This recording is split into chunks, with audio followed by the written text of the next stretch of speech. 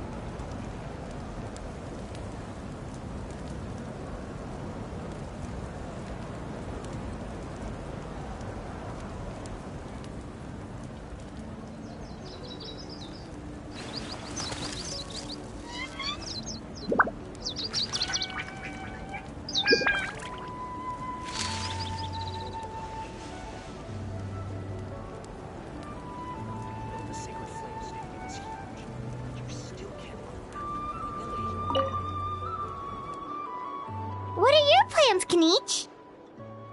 I've got to deliver some ceremonial artifacts back to my tribe. I didn't place too well in this pilgrimage, so now that it's over, it's time to get home and get back to work. You didn't get enough points? Yeah, I got injured during the team round and wound up losing 2 key matches during individual competition, both against opponents I'd faced many times in the past. We've each had our fair share of wins and losses. It happens. That's what you get for locking me away earlier. Get used to the taste of karma. May those injuries be the first of many.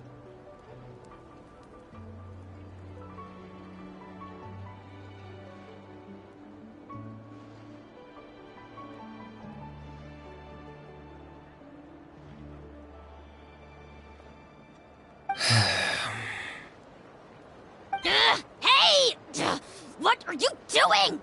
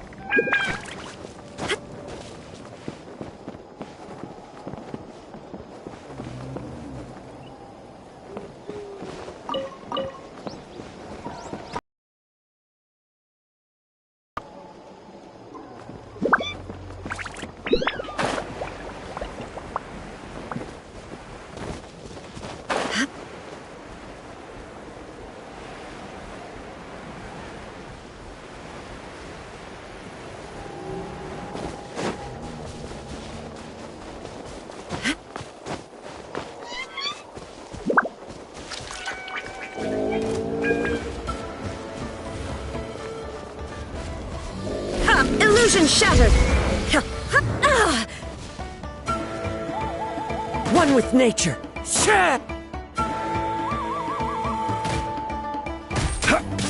Allow me.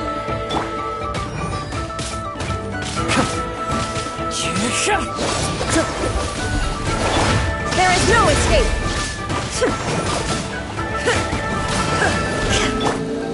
Quake! Into the wind.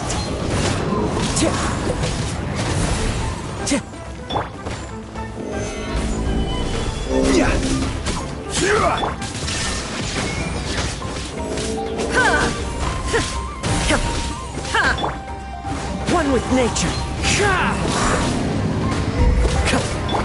Rest and rebuild.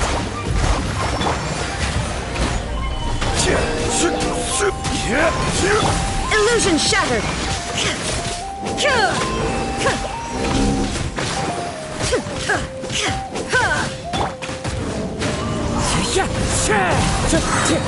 As one with wind and cloud. Order guide you. Solidify. The wind knows it.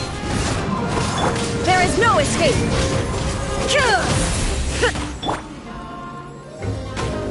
Gather. Allow me.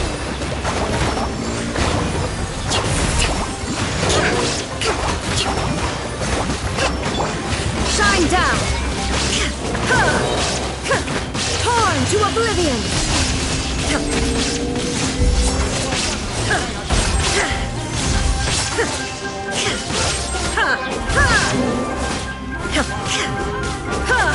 There is no escape! Solidify. Into the wind.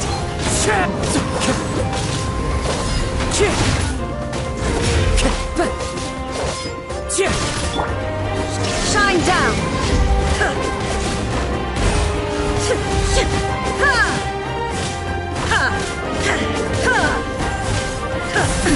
Absurd!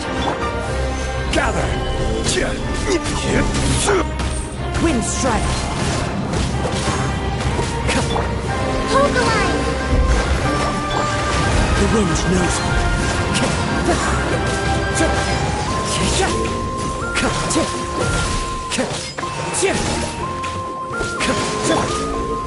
Solidify.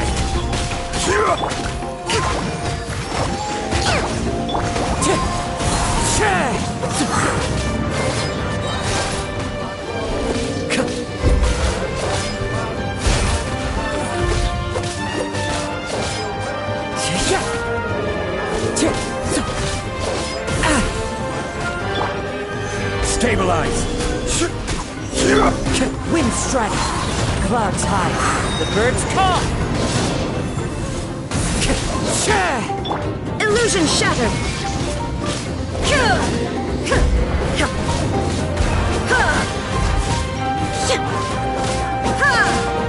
There is no escape!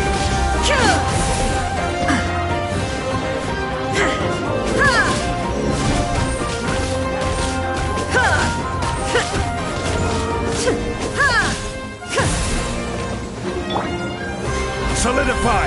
This is order.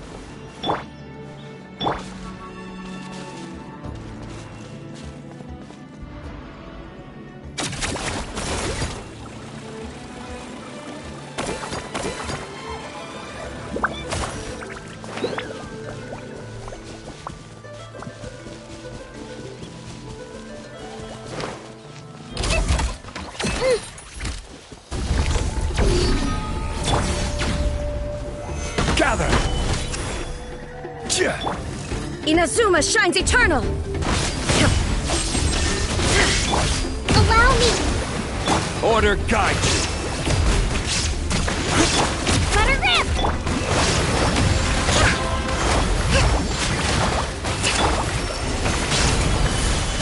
Illusion shattered! Torrent, bring refuge! Stabilize. Now you shall perish! I will have order. Drilling down! Gather. Shine down!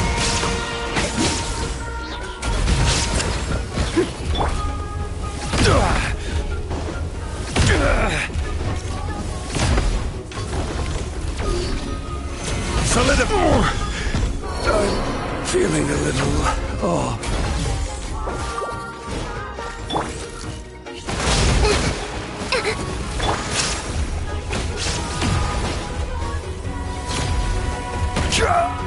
You shouldn't see me like this. Illusion shattered! Covenant of the Deep! Rest and rebuild! Sorry, I pushed myself too hard.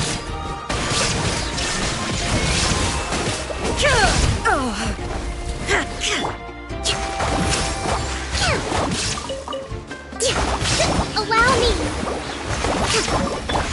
Now you shall perish!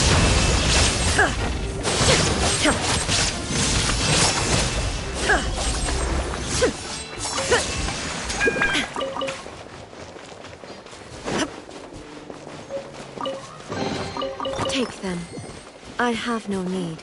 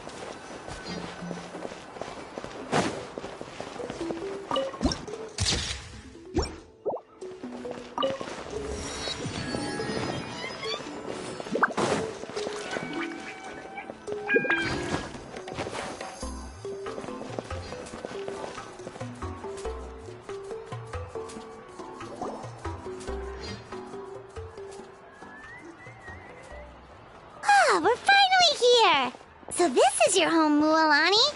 Paimon can't wait to have a look around.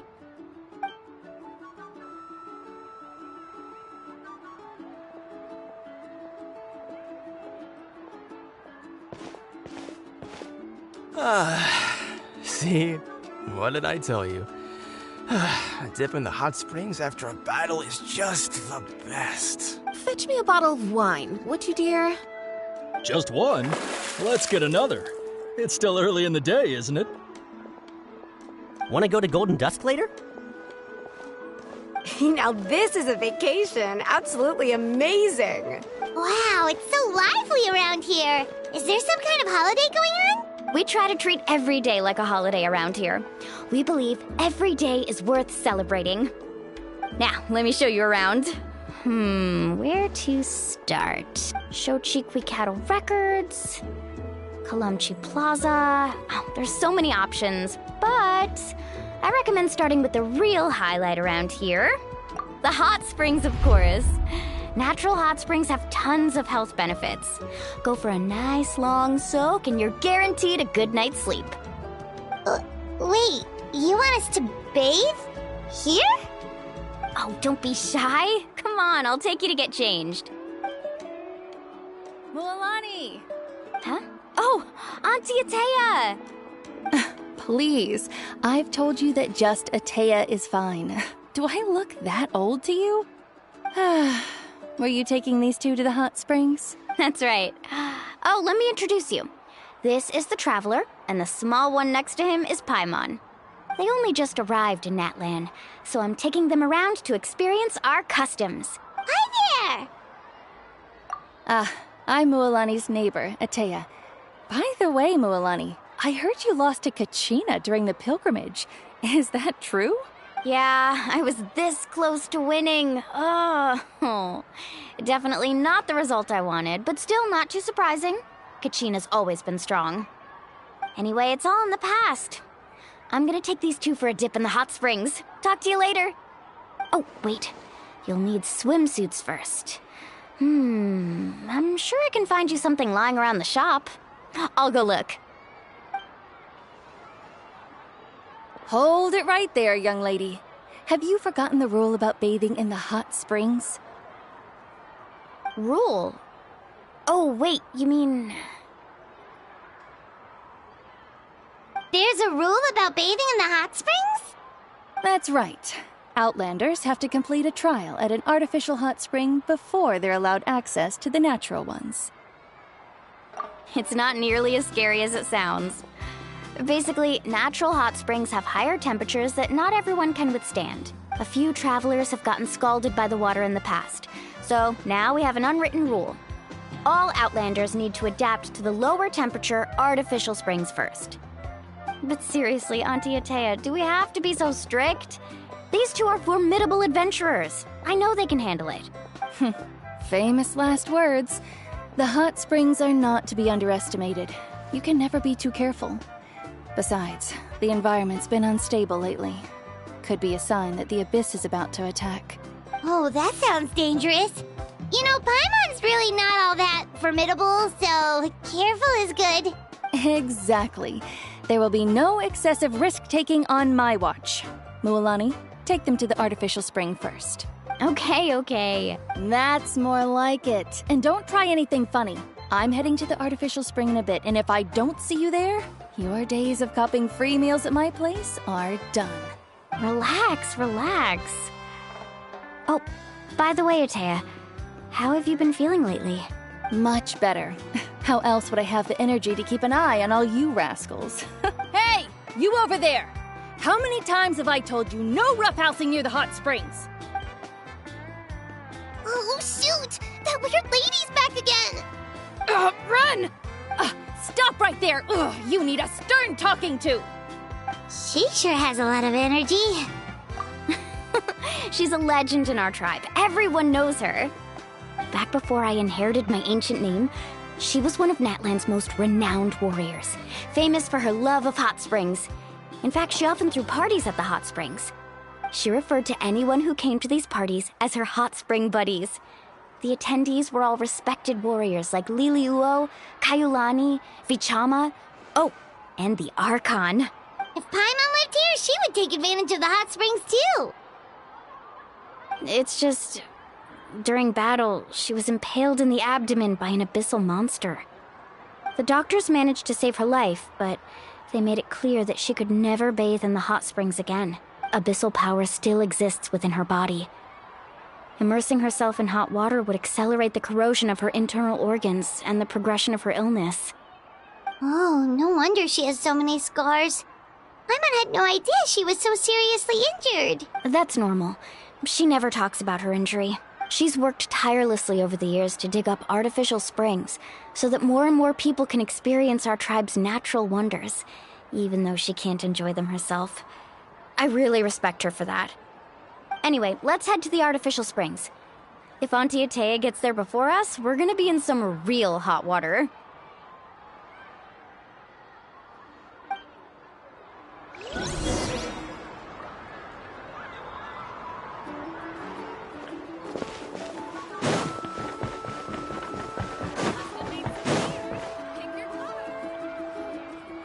Oh, I see. That's a great idea. I like it. See, I told you the chief would agree.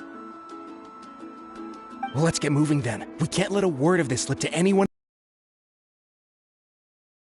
Ooh, Marukow! You three seem particularly cheerful today. What's the occasion?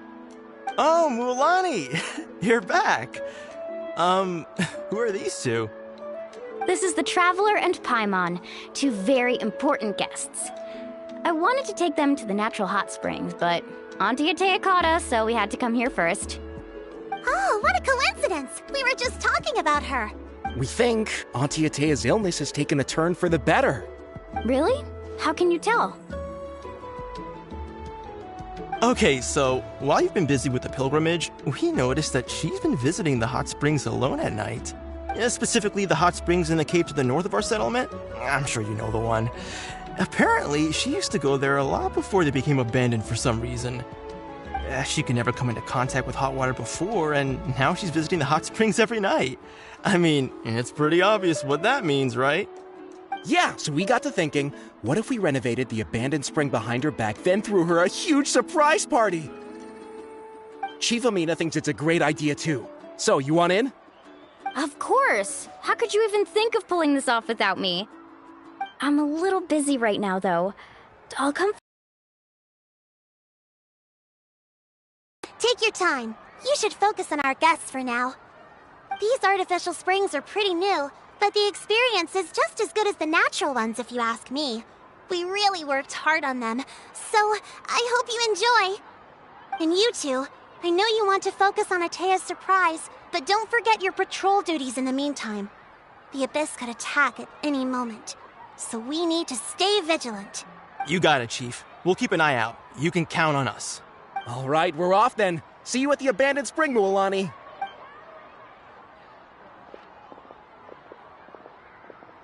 I'm also gonna head out. Have fun!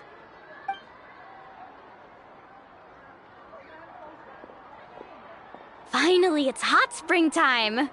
Oh, I already arranged swimwear for you guys, by the way. Come on, I'll show you to the changing room.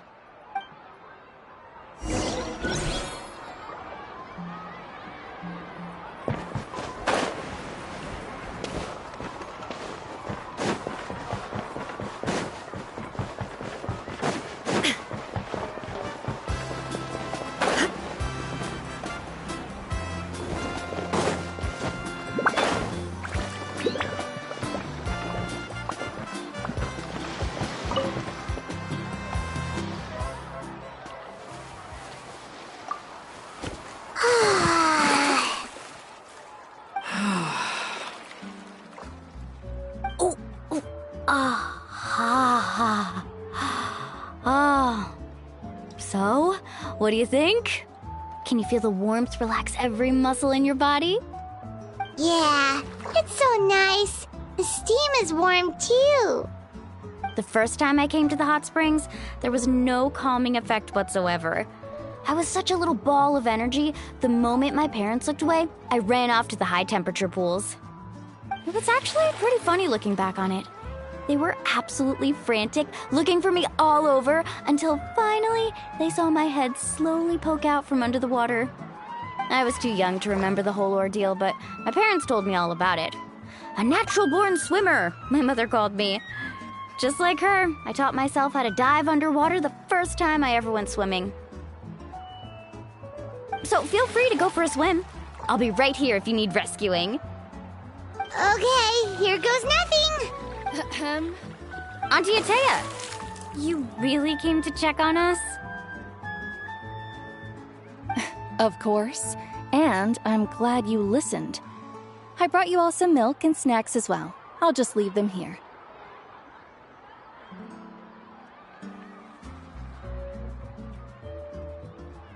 The temperature in the artificial springs isn't too high, so I went with Saurus crackers and grain fruit chips. See how you like them. Oh, thank you! These are great! Well, I did make them myself.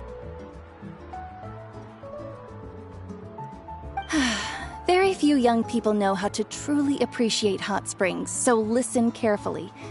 The temperature of the hot spring not only determines the type of snacks you should choose, but also the amount of time you should spend in the water. To bathe in a hot spring is to completely empty your mind. As such, swimming around the pool is incredibly disruptive and impolite, and something you should absolutely not learn from Mualani. Hey! All right, looks like you were able to adapt to the temperature, no problem. You should be able to switch to the natural springs then. Well, I've got to get going. Oh, and make sure you drink your milk. I'm looking at you, Mualani. I still remember how you used to pour it into the water when you were little. That better not happen again, whether I'm here to catch you or not. Okay. Paimon didn't think you were the type to do something like that. I remember thinking I'd totally get away with it too. But turns out milk is pretty easy to spot when you pour it into clear water. Not my best work. Some people get dizzy if they stay in here too long. You guys alright? Paimon's fine, just a bit stuffed. Looks like you two are naturals. Oh, by the way, I have to leave you on your own for a little while this afternoon. I'm gonna help the others fix up that abandoned spring. I certainly don't trust their aesthetic tastes. Who knows what will become of the place if I leave them unattended? In exchange, though, I can recommend a couple of shops that are worth a visit. Huh?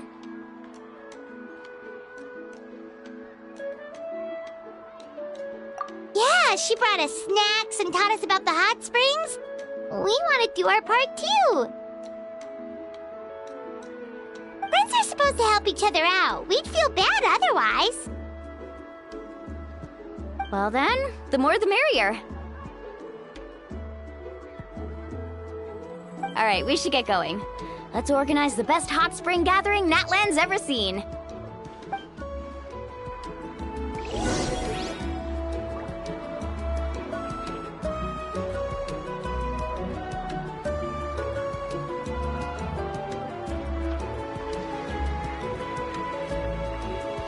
All the world holds dear is but a backdrop of constant motion. I stand before it, alone and unchanging.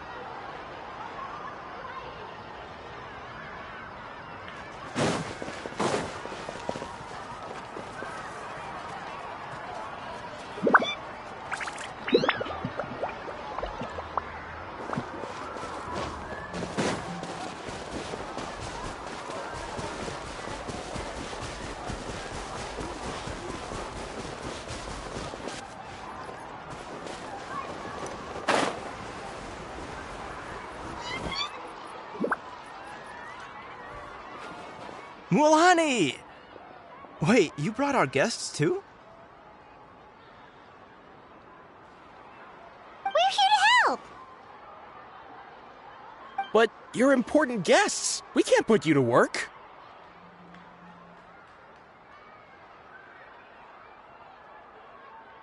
All right. Stop trying to out-polite each other, would you?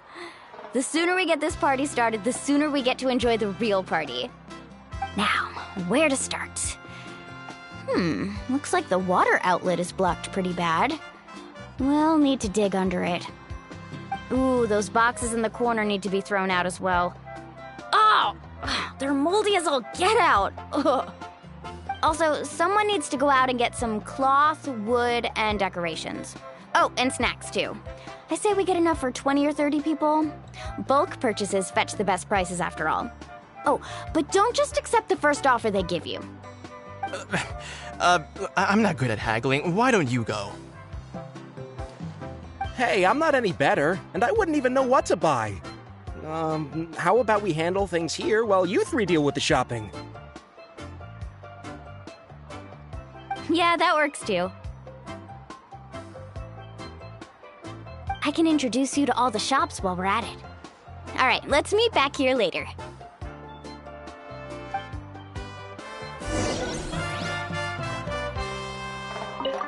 To digging then? Let's go!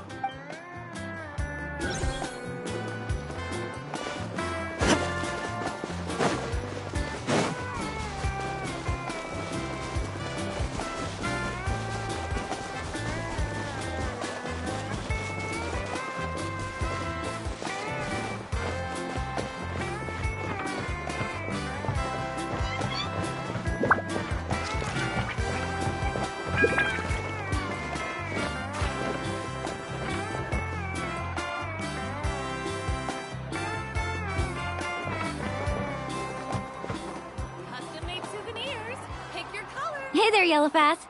Hope business has been going well. Well, if it isn't Moalani, back from the pilgrimage? That's right. Didn't make the cut this year, though. Well, it wouldn't be a competition if everyone got to win. So, what'll it be today? Here, it's all on the list. Quite a sizable order, as you can see. So, can we expect a discount? Wow, that is a large order. What's it all for? A party? That's right.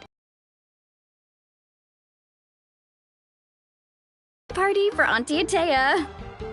Wait, you're saying she can go in the hot springs again? That's great news! How about this? You can have the decorations on the house, and I'll give you 20% off the cloth and wood. Come on, I know you can sweeten the deal. That pile of wood's been sitting there since I left for the pilgrimage. At this rate, you need to get rid of it or it's gonna go moldy. All right. Such a handful. Just give me a moment while I pack all this up for you. Wow, that was amazing, Mualani! All in a day's work. By the way, Yellowfath, are these 2 stones for sale? Interested? They won't come cheap. I'm not planning to haggle this time, I promise.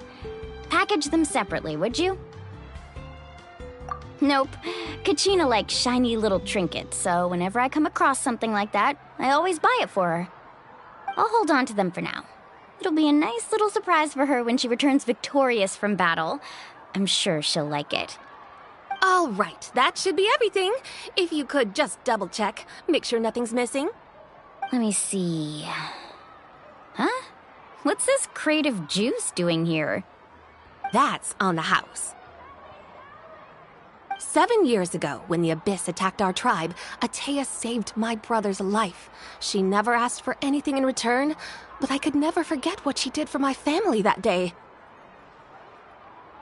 So, send her my regards, would you? And have fun! Oh, we will. It's gonna be a party to remember. Thanks a lot, Yellowfath. Well, that's our shopping done. Let's head back.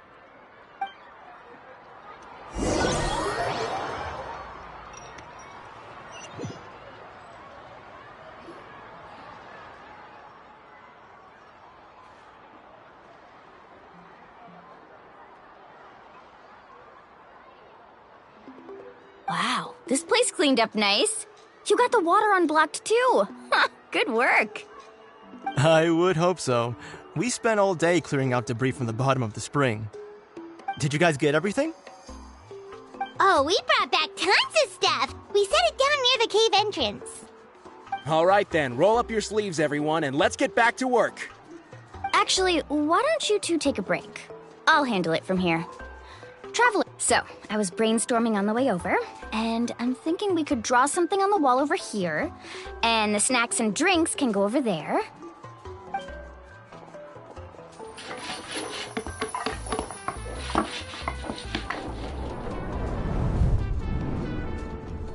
So, what do you think? Not bad, right? It looks amazing! Paimon had no idea you were such a great designer! Well, I'm usually the one in charge of the family store, so I'm pretty good at things like renovation and organization. Not to mention, this was totally a group effort. Still, I didn't expect it to take quite this long. Guess it's too late to invite Auntie Atea over, huh? Yeah, tonight's definitely not gonna work. Chief Amina set up those patrols to guard against the Abyss, and Atea volunteered. So she's on watch tonight. I see. Well, guess the surprise will have to wait until tomorrow. This could actually be a good thing. She can relieve all the exhaustion of keeping watch all night by soaking in the hot spring. Ha! She's gonna love it. Well, let's call it a day then. Traveler, Paimon, you must be tired too. Come on, I'll take you to the inn.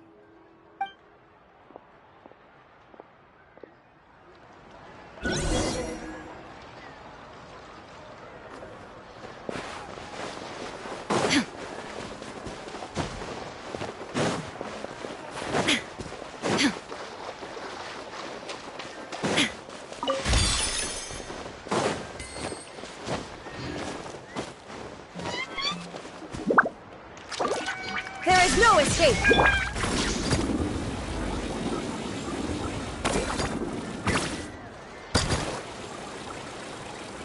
Onward and upward!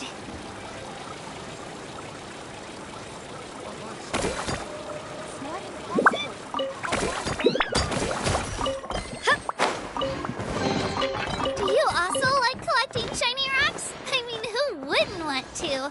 They're so pretty!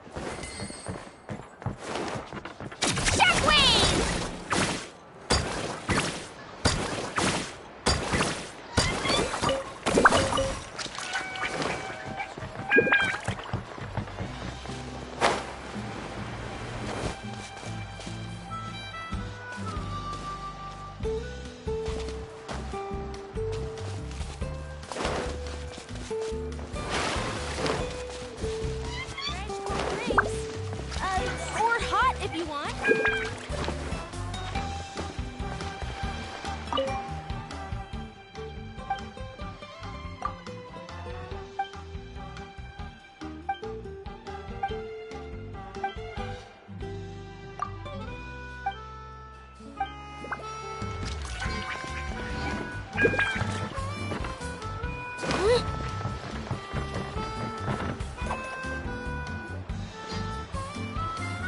All right, this is it. Get a good night's sleep, okay? I'll see you tomorrow. Yep, good night! Paimon's exhausted. We really went all over the place today, didn't we? Anyway, we need to be well rested for the party tomorrow, so let's head inside.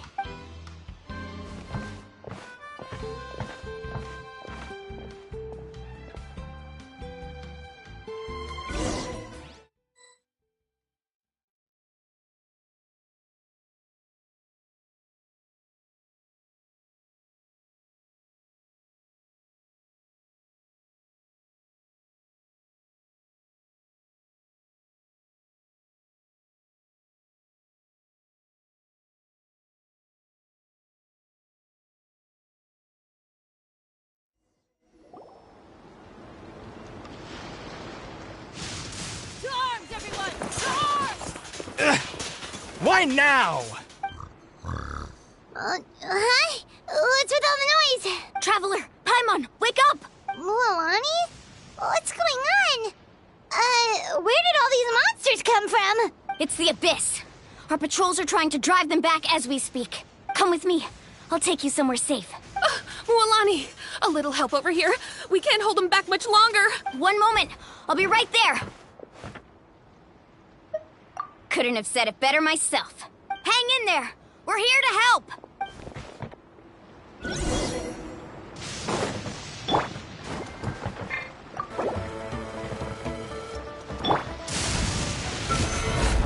Even bedrock can be turned to dust.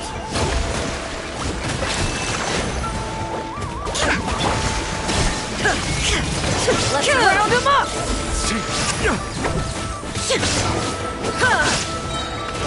Inazuma shines eternal!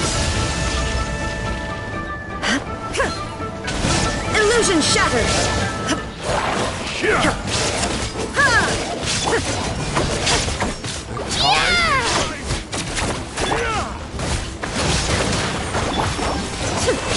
Shine down!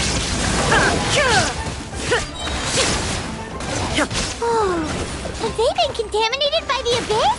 No, they are the Abyss. Destroy them!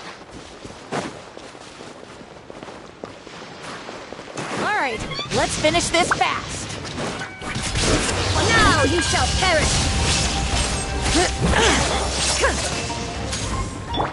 Action has been played! Let's round him up!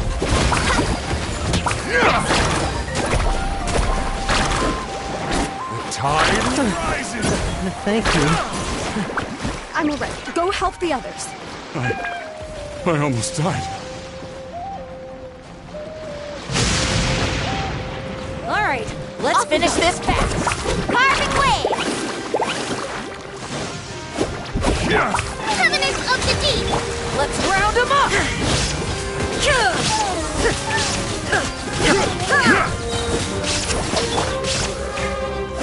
Tide rises!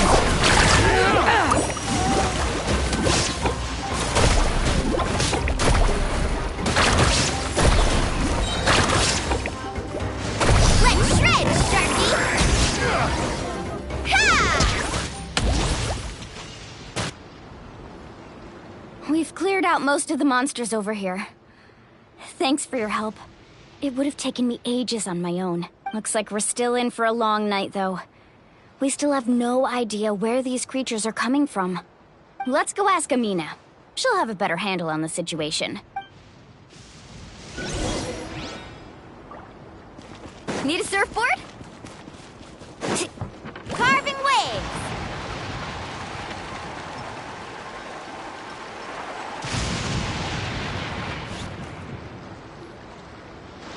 Amina! Oh, it's you three. Thank you for helping clear out those monsters. We were prepared for an attack, but we didn't have enough people to prevent them from breaking through our defenses. No casualties so far, though. Where'd they come from this time? The east side. We've pinpointed the position of an abyssal pylon, but we don't have enough manpower to take it down. An abyssal pylon? A kind of gate created by the Abyss. One that allows monsters from the Night Kingdom to enter the physical world. The only way to end the attack is to destroy the pylon as soon as possible. Otherwise, the endless hordes of monsters will exhaust our defenses. Exactly. That's what I'm most concerned about. Their numbers suggest there might even be multiple pylons in the area. We're searching for them as we speak. Alright, we'll go seal off the one to the east. Traveler, Paimon, can I count on your help again? Of course! We can't just sit back and do nothing! On behalf of the people of the Springs, you have my thanks. We're counting on you. Let's go. There's no time to lose. Take care, Amina.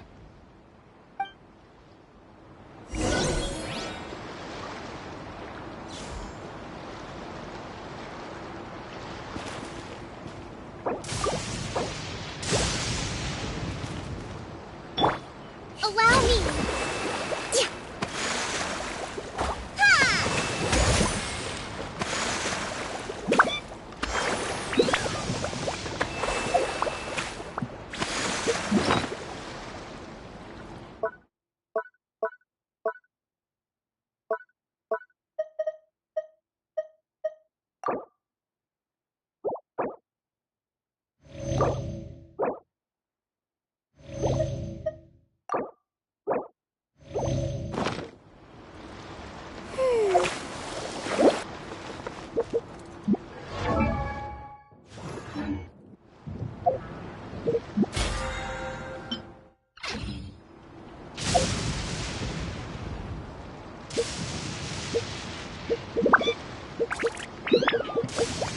survive hardship, you must prepare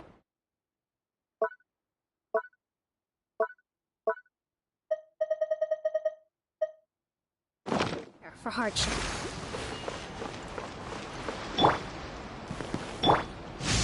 Let's ride!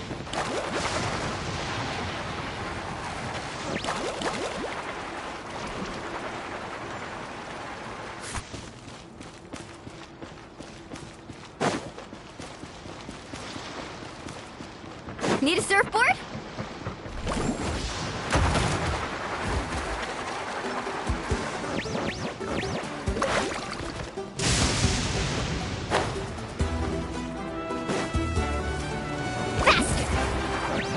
Loalani, is that the pylon? That's it, all right. Come on, let's get rid of this thing.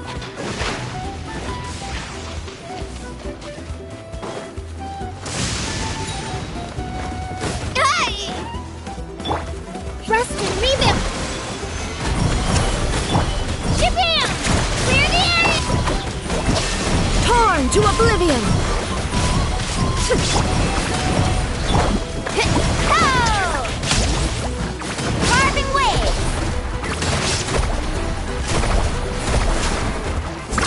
Surf's up!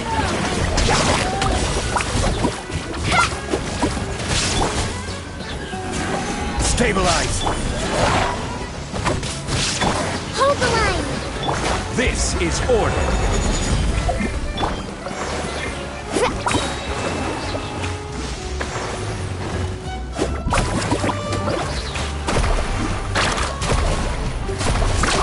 Amazing! Catch an epic wave!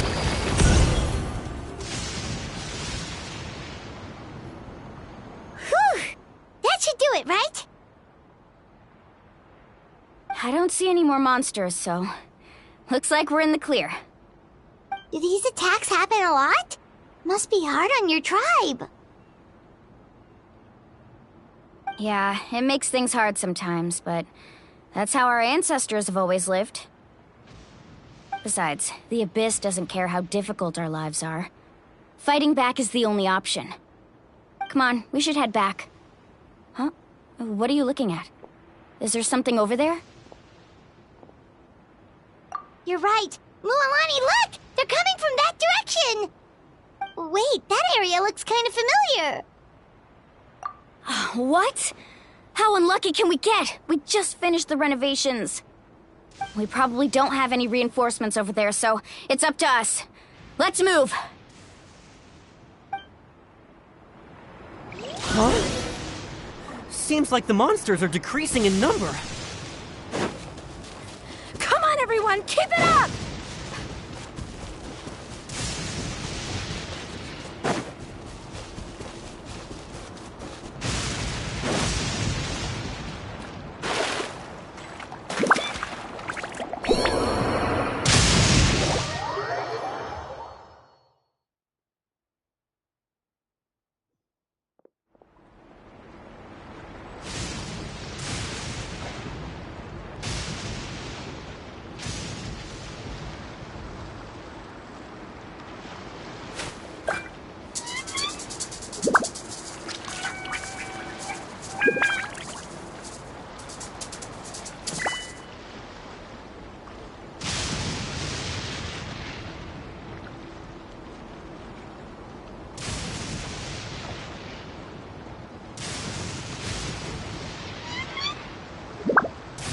You can only do so much on your own, but with a group, anything's possible. Need a surfboard? Let's ride!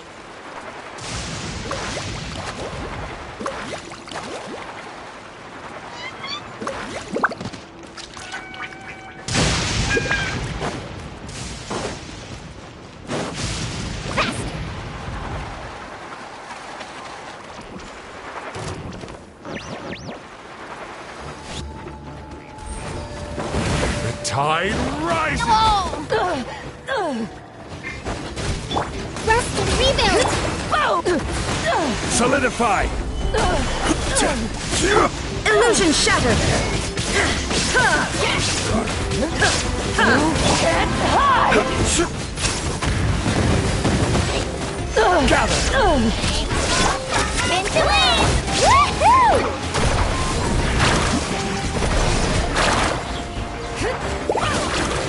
Off we go! Now you shall perish!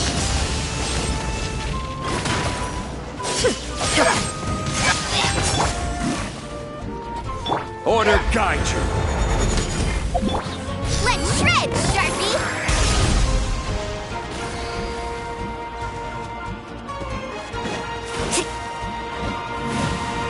Need a surfboard? Off we go! Yeah! Carbon waves!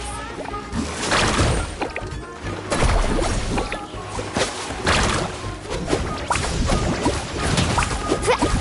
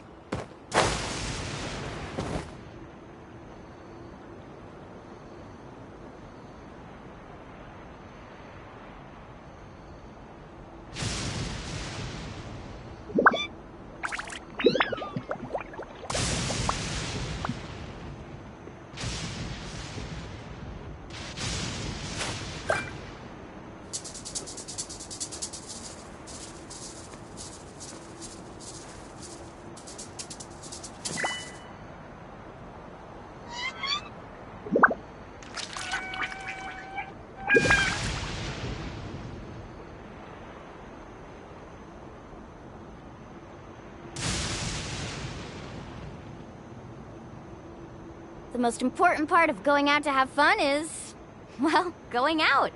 So just show up and I'll handle the rest.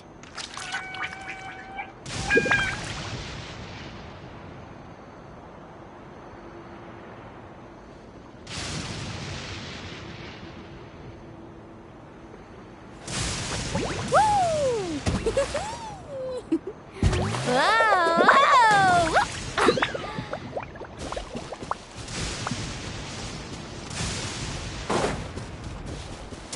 Need a surfboard?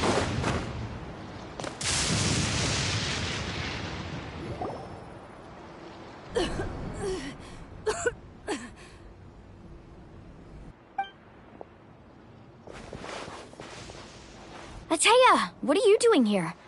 Where's the pylon?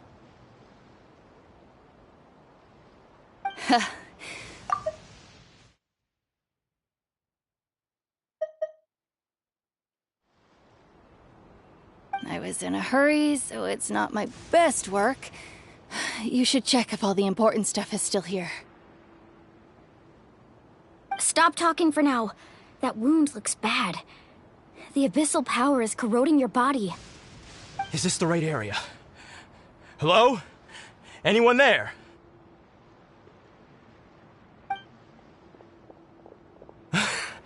Mulani and Ataya. What's going on? We were told the second pylon was over here. Ataya took care of it, but she's injured. Quick, someone get a doctor! All right, stop fussing. Don't you think I know my own limits? The main thing is they didn't destroy anything.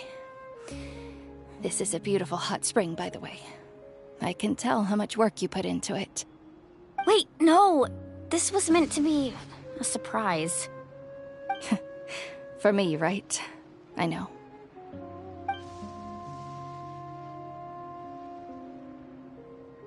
Ataya!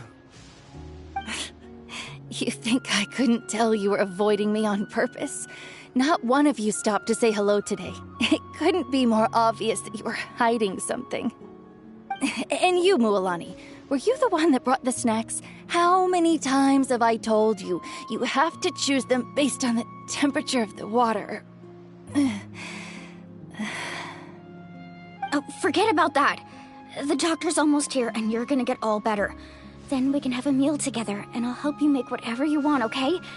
You just have to hold on.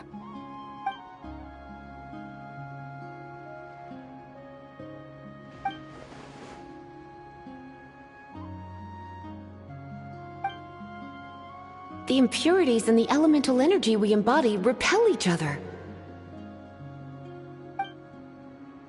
What? The crystal has been purified? When? The anguish he feels has brought him to tears.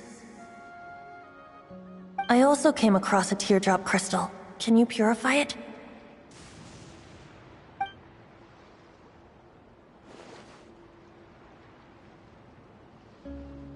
Atea! Atea!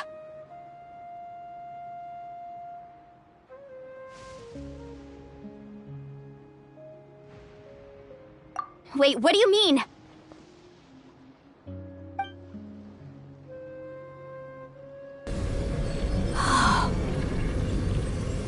What is this? Some sort of purification? The abyssal power, it's being cleansed away! How can that be? I never knew that was even possible.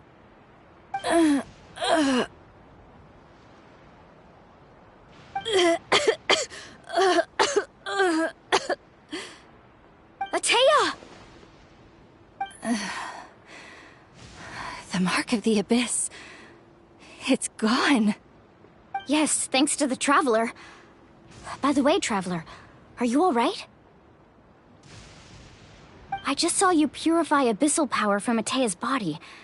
That didn't injure you in any way, did it?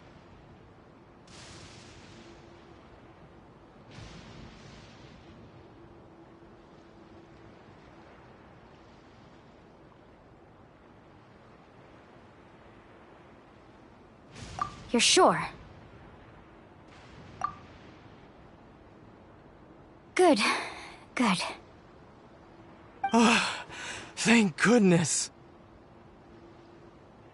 You scared us all half to death just now.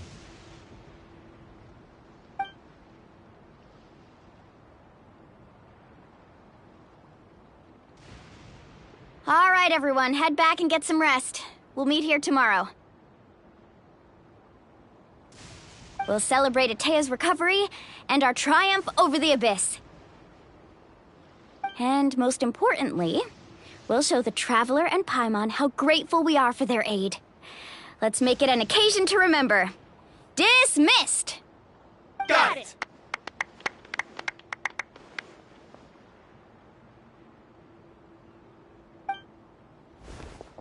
Got any other secret powers I should know about? But seriously, you really came through for us tonight, so thank you. Paimon almost forgot you had that ability. You used it back in Mondstadt to cleanse Dvalin's tears, didn't you? That was some quick thinking, Traveler. Huh? You look like something's bothering you. What's wrong?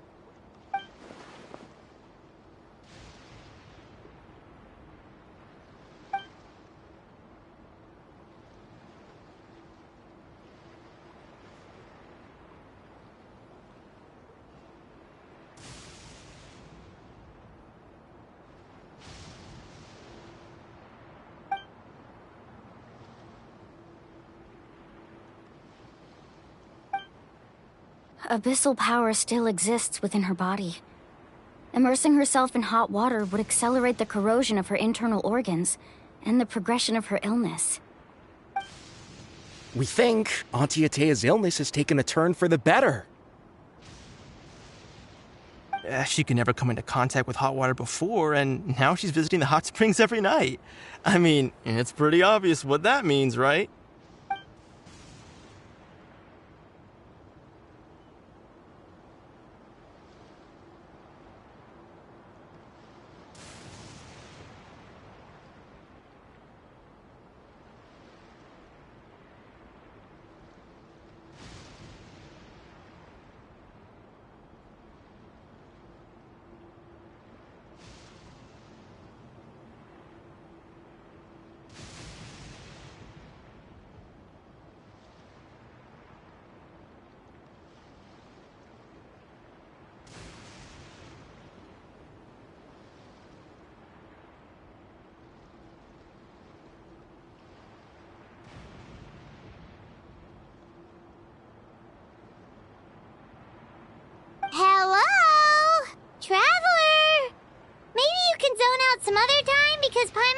really keep our eyes open.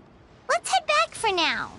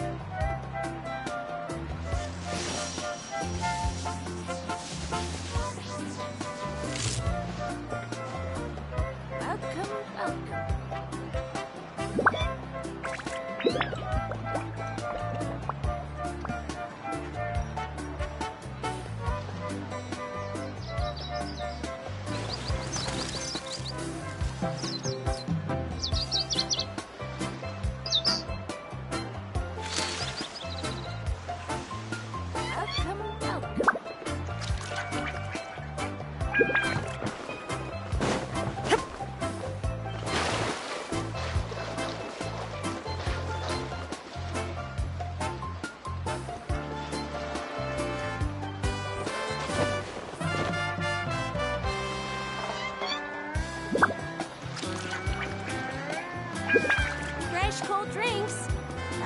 Or hot if you want.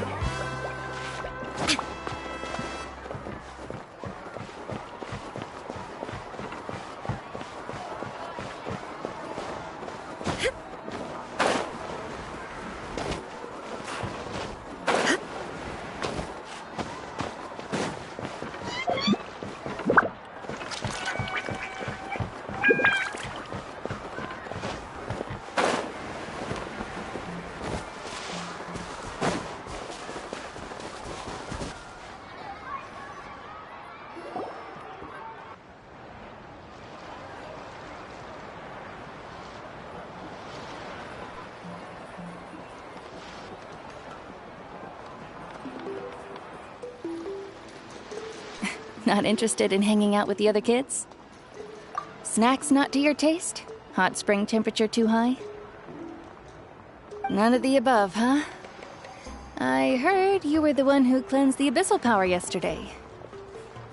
You sensed it, didn't you?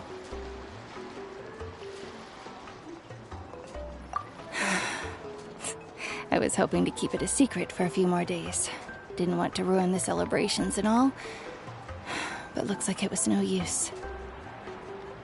Hey, kid! Who, me?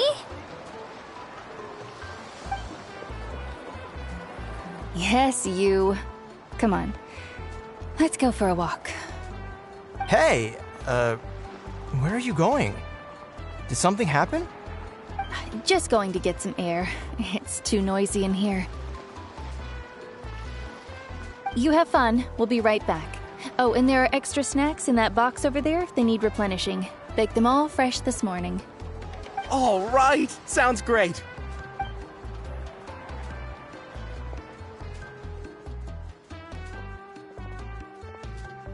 Mualani. Yeah? You've gotten so tall. You know that. Feels like just yesterday you were that rambunctious kid causing trouble all around the hot springs. It's like all that time passed in the blink of an eye. Tell me, how are your parents? They're away on business. Seriously, Ateo, what's going on? You're acting strange. Traveler, did something happen? Both of you seem a little off today. I guess I should explain. I wasn't visiting the hot springs because I was getting better. And that pylon yesterday, I didn't go face it by myself because I was reckless or too anxious to wait for reinforcements. It's because my body isn't going to last much longer. Your friend saved my life in that cave, and because of that, I got to enjoy this celebration with you all. But I'm just a few days shy of the end. The hot springs, I'm just trying to enjoy them for as long as I have left. Oh. Mualani? That better not happen again, whether I'm here to catch you or not. That's what you said back at the artificial spring.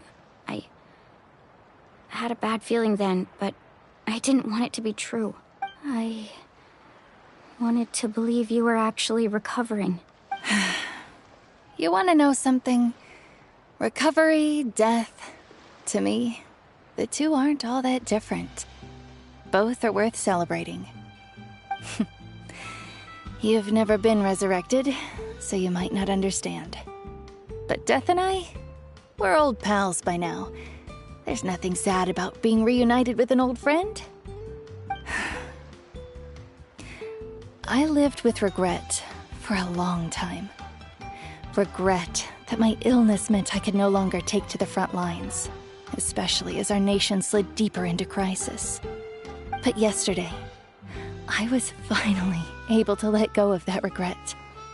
Not only because I found the strength to fight the abyss, even at the end of my life, but because I got to see you in action, Mualani. Seeing you out there, it made me realize that I don't need to worry about our tribe or our nation's future. You have the capacity to bring us all together. Even if I was never injured, old age would still take me one day. But I've done what I needed to do. The future is in your hands now. Just remember, whether in life or death, I am always with you. I understand. Seems like you've given this a lot of thought, Atea. Thank you for telling me all this. I'll do everything in my power to protect our tribe, our nation, and live up to the example you set for me. Good. Oh, and if any of you have the chance to meet with the Archon, could you give this to her for me? A talisman I've carried with me my whole life. It may seem strange to say while I'm still alive, but just think of it as a relic I'm leaving for her. It's brought me good fortune in battle. Even after I became too sick to fight, I never took it off. Just tell her it embodies fond memories and my strength of will. She'll know what I'm trying to say. Don't worry. We'll make sure she gets it. All right. That's all I wanted to say. Let's head back to the party. No use spending what little time I have left being sad.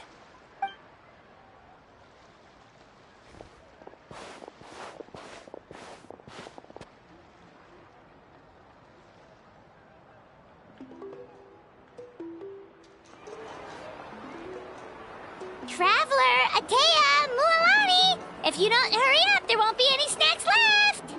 Excuse me, what did I say about bathing in the hot springs on a full stomach? Hey, are you listening to me?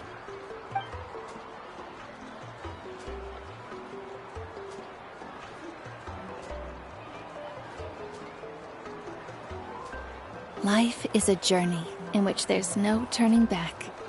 So forge ahead and don't hold back.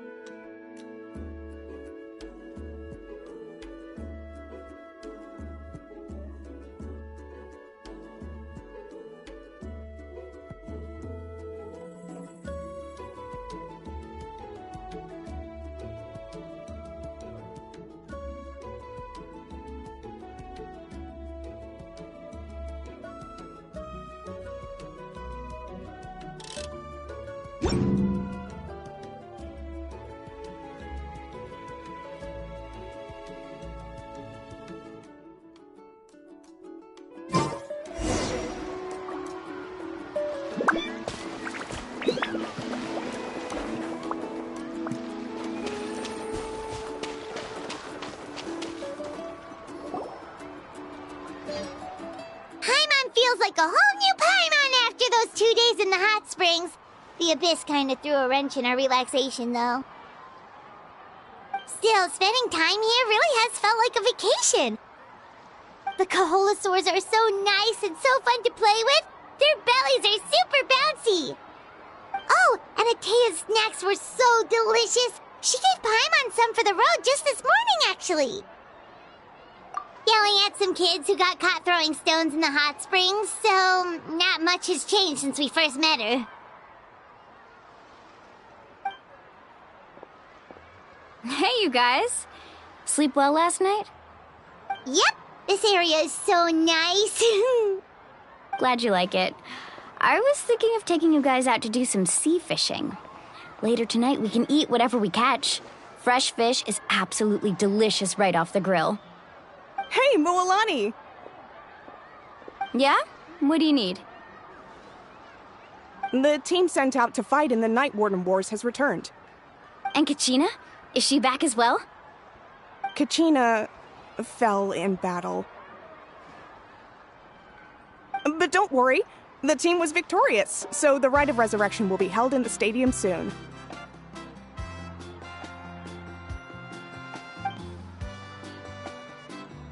That's a relief. The Abyss is cunning, and it was her first time. Mistakes are bound to happen. Exactly. She deserves to hold her head up high. All right, thanks for letting me know. We'll head out in a bit. Jeez, she sounded a little anxious there. Had me thinking it was bad news for a moment.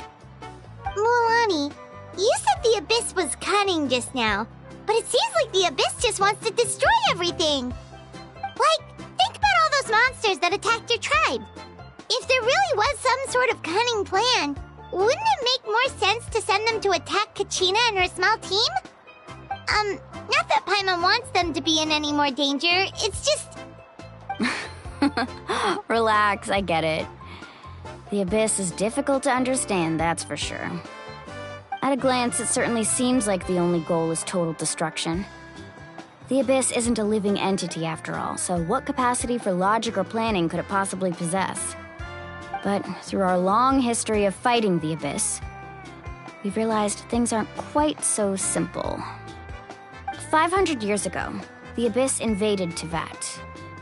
You know about that, right? That's right. Conria suffered greatly during that time. But so did every other nation in Teyvat. And Natlan was the worst affected of all. It took the combined efforts of the then Pyro Archon and heroes from every tribe to finally repel the Abyss. Even so, the effects of the invasion lingered for hundreds of years, only able to be reversed little by little. Our tribe's waters were contaminated. The Children of Echo's territory was overrun by dangerous sludge surging from underground. Unrelenting black winds tore across the lands of the Flower Feather clan. It was like each disaster was designed for a specific tribe.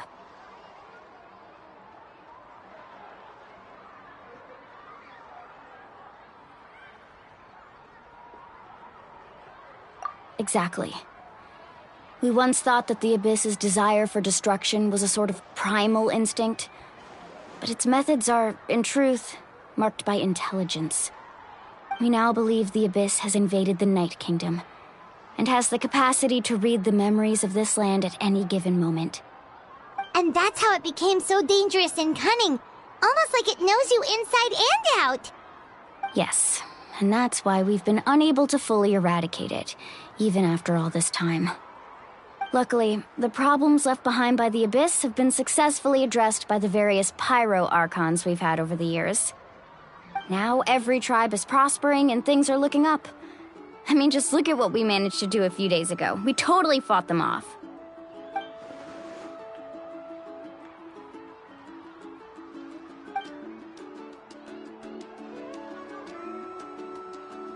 You must have had to sacrifice a lot to get to this point.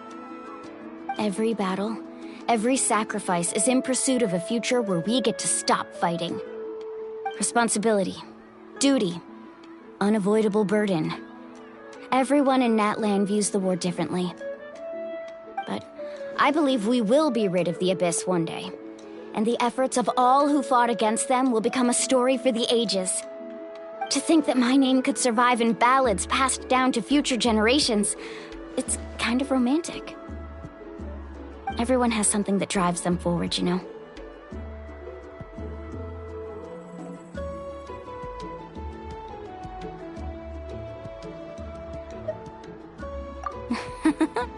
Be my guest. Heroes are always welcome in Natlan. Anyway, let's head to the stadium. Our fishing trip can wait until Kachina's back with us. The sea's not going anywhere.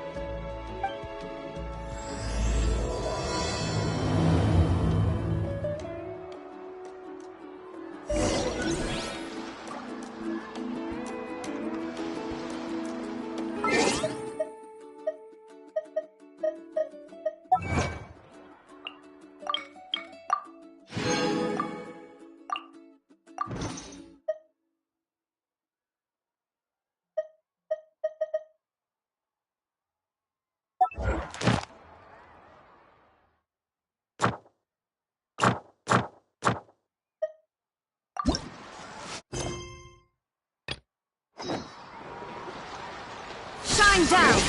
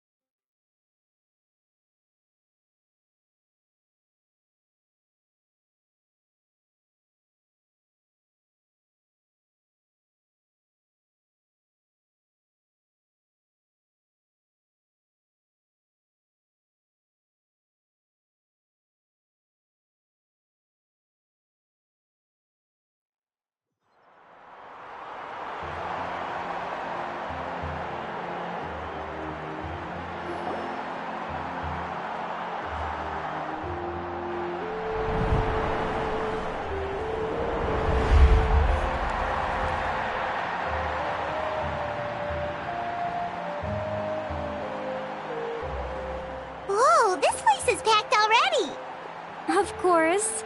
No one's gonna miss out on the chance to welcome our heroes back from battle.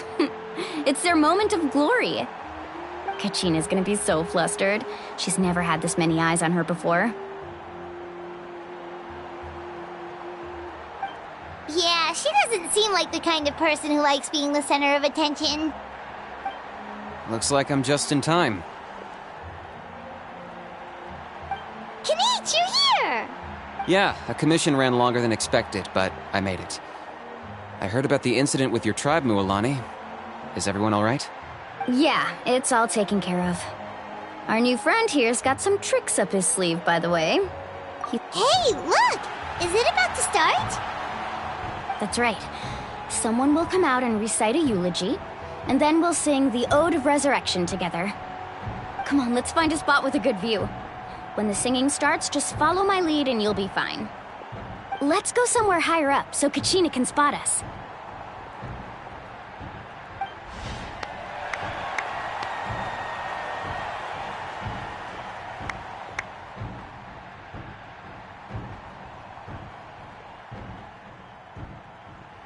Warriors of Natlan, heed the call of life. We are the inheritors of memory and legend. Those who grew alongside sun and wind. Those who forged our own destiny and future. That is Natlan's fire, the lifeblood of our nation.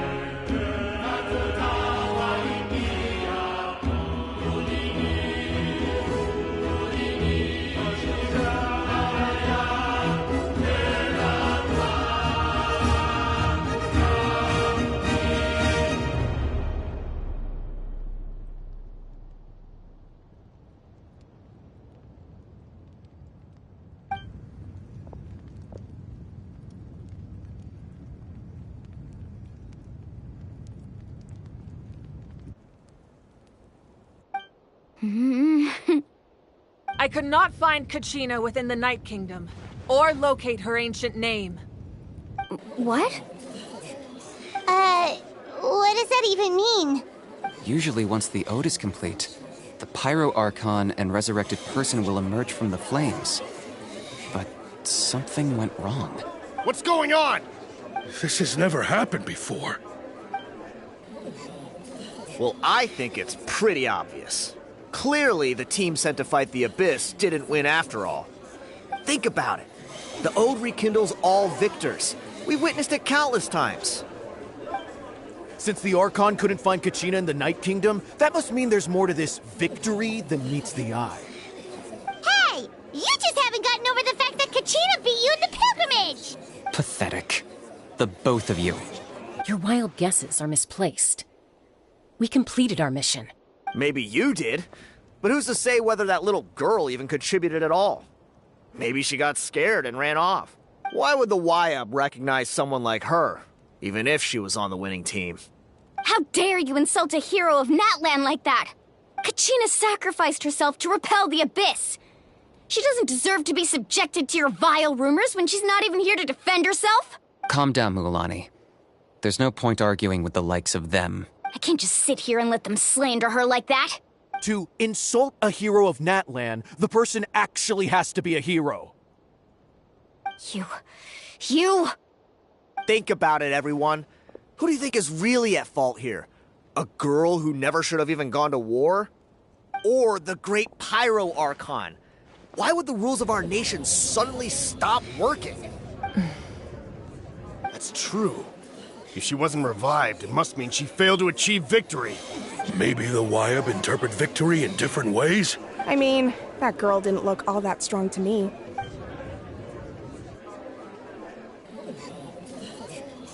Kachina wouldn't have run! That's not like her at all! No, she's been waiting for this moment for too long. No matter how daunting the situation, no matter how scared she might feel, she's always the first person to stand up and face it head on. We don't even know what happened. So don't you dare try to use this as an excuse to vent your anger or slander her reputation. Fine. We'll find out what happens soon enough. Then, we'll see who truly deserves glory. That's enough. There is no doubt about today's victory, or Kachina's part in it. She is a hero worthy of our admiration and celebration. However, the failure of today's ceremony is undeniable. Kachina has not been rekindled, and I offer you all my deepest apologies as I continue to investigate this matter. To prevent further casualties, I have decided to suspend the pilgrimage until this matter is resolved. What? No one is all-knowing. No one is infallible, not even myself. But doubt is a means by which we seek the truth, not a weapon we wield against others. I didn't mean it that way, Archon. If there are things you wish to clarify, then ask me directly. Doubt my answer if you wish, but now's your chance. You have concerns? State them. No, of course not. Even though I have said nothing to change your mind, then it would seem the truth never mattered to you at all. That guy doesn't even have the courage to answer the Pyro Archon's question. So much for all that glory talk earlier. I have a question, Archon. My friend Kachina. Do you have any idea where she is? It's extremely important to me. I know you said you were investigating the situation, but I'm sorry, that's not enough. I've already shared everything I know. If you want to learn the truth and rescue your friend sooner, you should join the investigation. So, what do you say? Of course I'll join. In that case, come see me in the speaker's chamber. We should join them. Oh, and if it's not too much trouble, could you drop by as well, Traveler? I'd like to have a chat. Rest assured, everyone, I'll keep the tribal chiefs informed on the progress of the investigation. Once again, I apologize for the outcome of this ceremony. If there are no further questions, let's part for now. Did she just ask us to come along? I believe she did. Let's go. I'd like to know what's going on myself.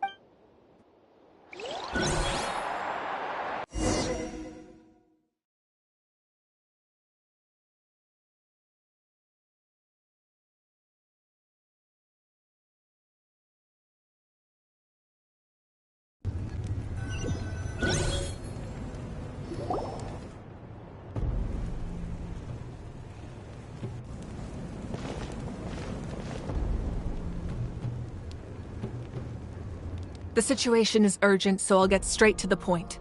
Kachina is undoubtedly a hero of Natlan, and I'm deeply sorry this happened to her. There's been unrest in the Night Kingdom, but I don't know what's causing it. As a result, I've been unable to track down her location. Until we find and address the cause of the unrest, the Ode of Resurrection will continue to be ineffective. And that means Kachina won't be able to come back? That's correct. Not until the problem with the Night Kingdom is resolved.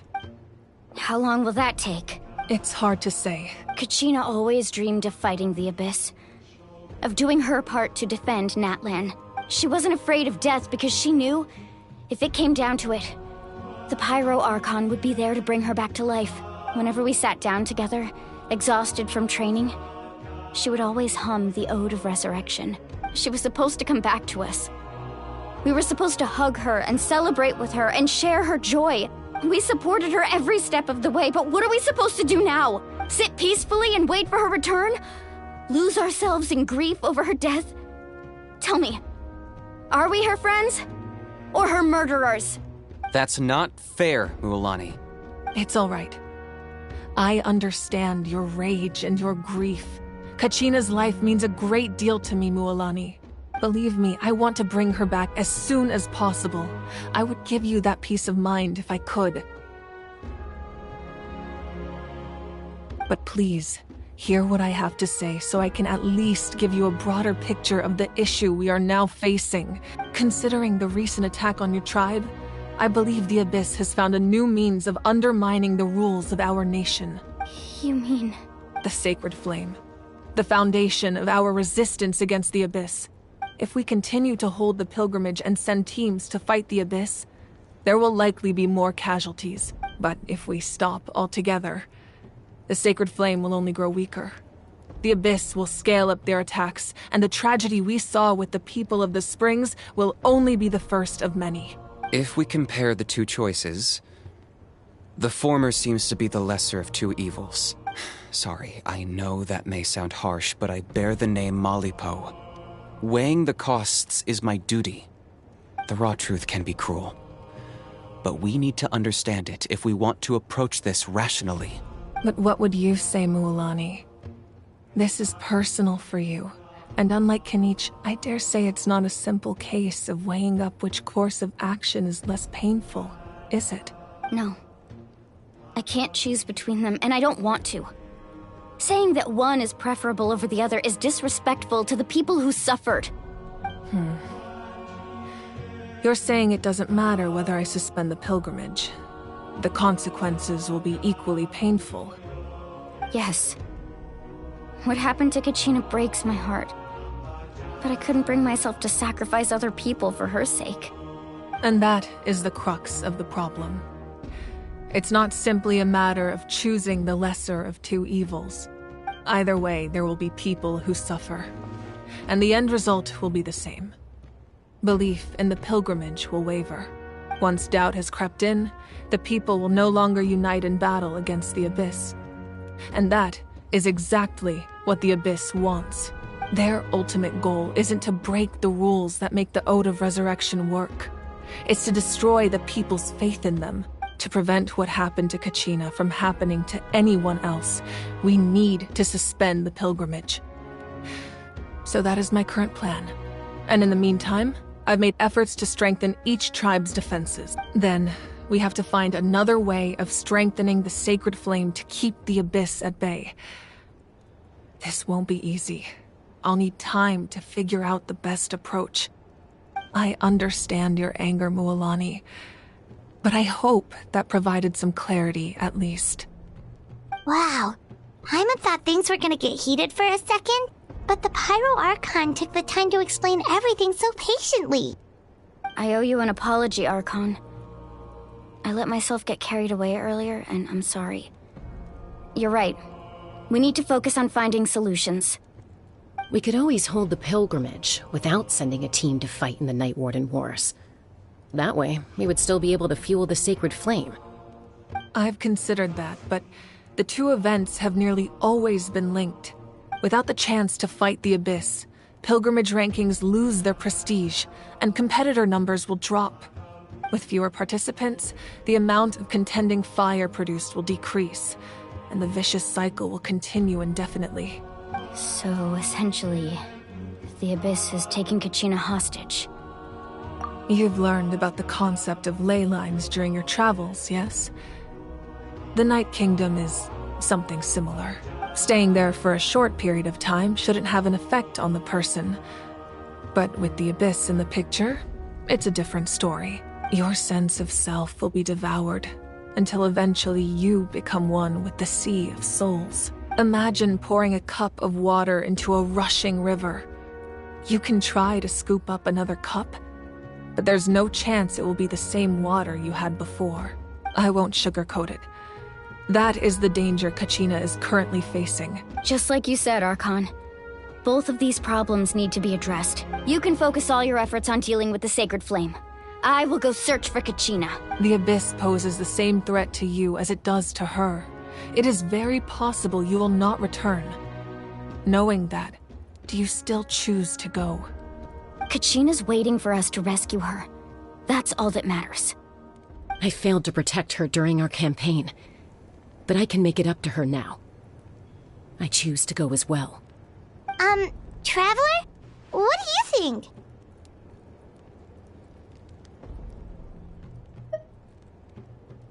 Understood. Then I'll support you in any way I can.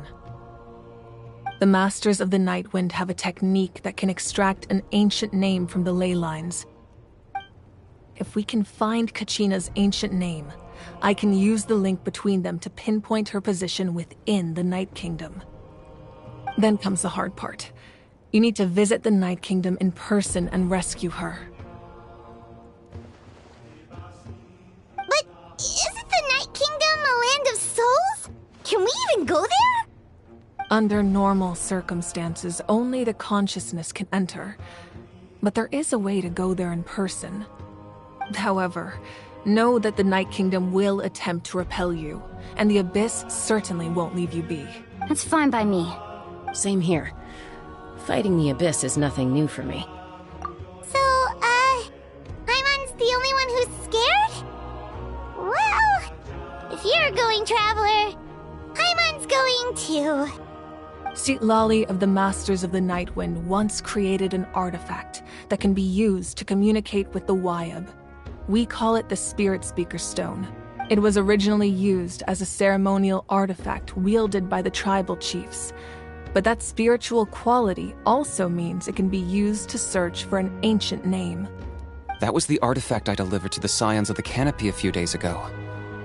Didn't think I'd be hearing about it again so soon. Thank you so much for your help, everyone. Your thanks are unnecessary. I will offer you whatever aid I can, but your fellowship and courage are what will truly decide the success of this operation.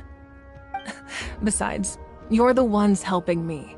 I can only focus on one thing at a time, after all. Traveler, I certainly didn't expect our first conversation to be so serious. I've heard all about your accomplishments. Ever since you arrived, I've been hoping to meet you and offer you Natlan's highest level of hospitality. Why? Why? Is that not what happened in the other nations you visited? Yeah, things were pretty complicated at the start. And, in the middle. But our reputation's solid nowadays. That's more like it. After all, I've heard you're someone who transcends fate. Perhaps even more than you can imagine. But we can talk about that some other time. Ideally, this would be the perfect night for a drink and some musical ambiance. But there are important things to be done. Oh, I almost forgot. Atea was wounded in the fight against the Abyss. She wanted us to give this to you.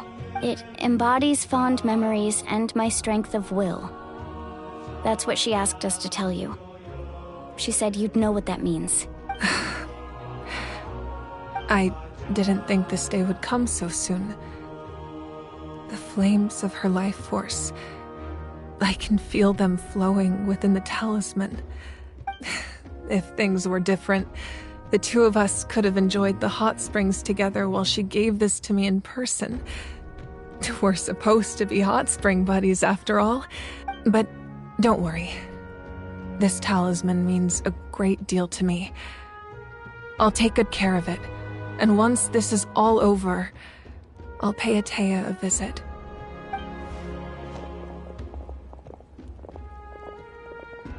You said you didn't want to jeopardize the production of Contending Fire. But that's not at all why you decided to suspend the pilgrimage, is it? You're right. Even now, the production of Contending Fire is far from sufficient. The gradual corrosion caused by the Abyss has resulted in a massive shortage of pyro energy, and we're currently at the breaking point, as things stand. The pilgrimage is a lost cause.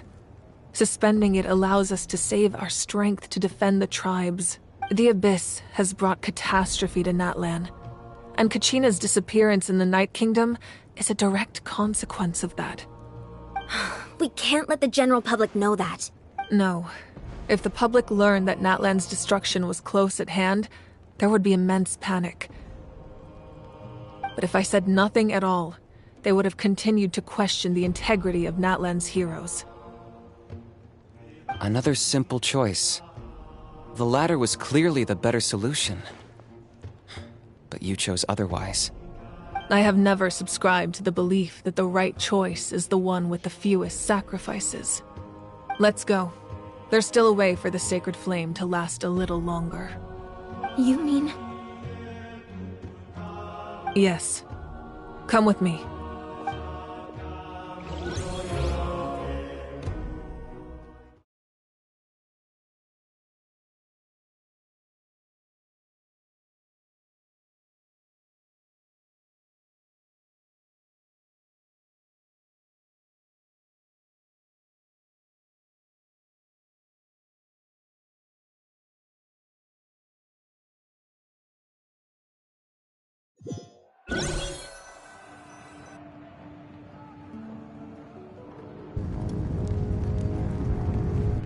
The sacred flame must never go out. Not only does it strike fear in the abyss, but it's also the pillar of Natlan's stability. So until our heroes are ready, I will sacrifice my power to keep it burning. But that can only last so long. I think we should focus on the remaining ancient name-bearers. Don't let desperation cloud your judgment. Those chosen by the Wayab have already embarked on their destined path. It is for them to decide how that journey ends, not us. All we can do is support them. Even so, for you to make this sacrifice, it's not right. If not me, then who? No other is capable of sustaining the sacred flame. I possess great strength, but I'm not above my people. This is part of my duty.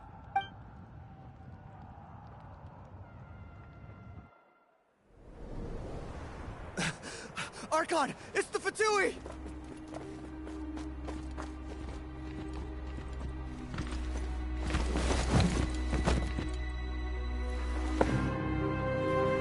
The Archon of Natlan.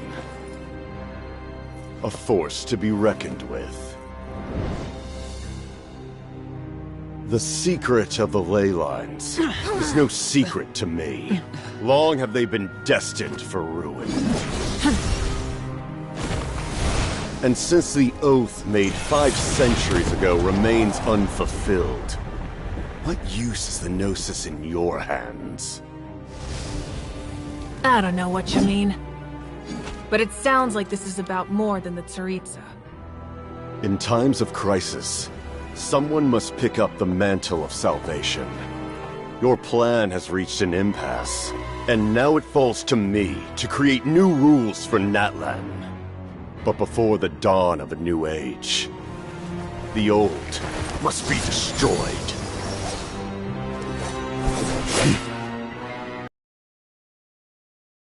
I assume that's the end of your speech? Good. People like us. Let our blades do the talking!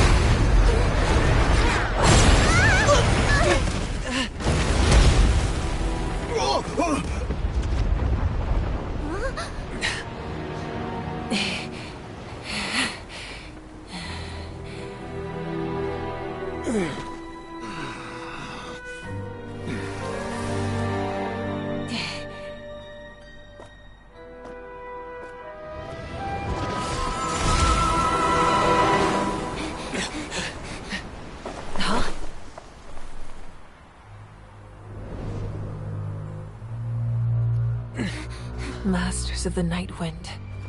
Send word. The captain and his followers must be apprehended.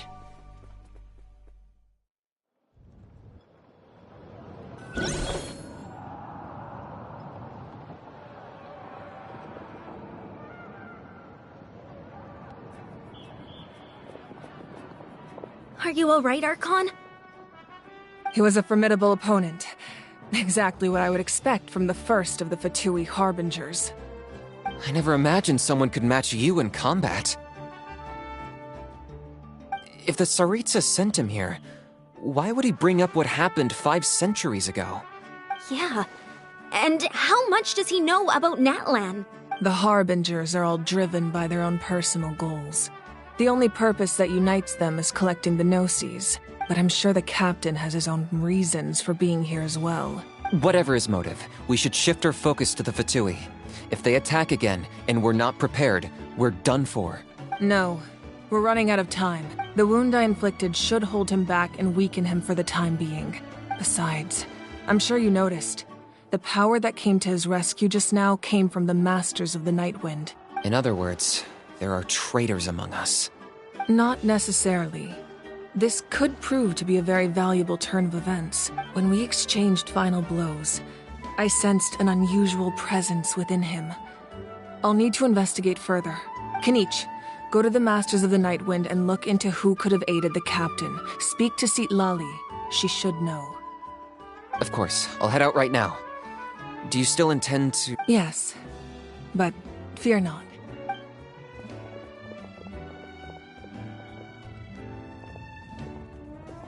Natlan's strength has never rested solely in its Archon.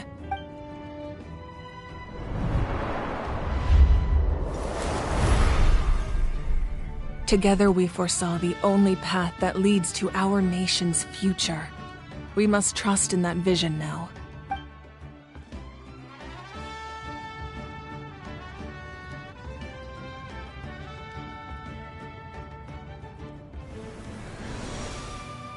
Is everything okay, Archon?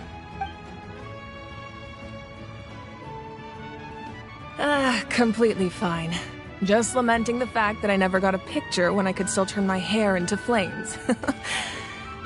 Too late now. I just hope the others have a safe journey.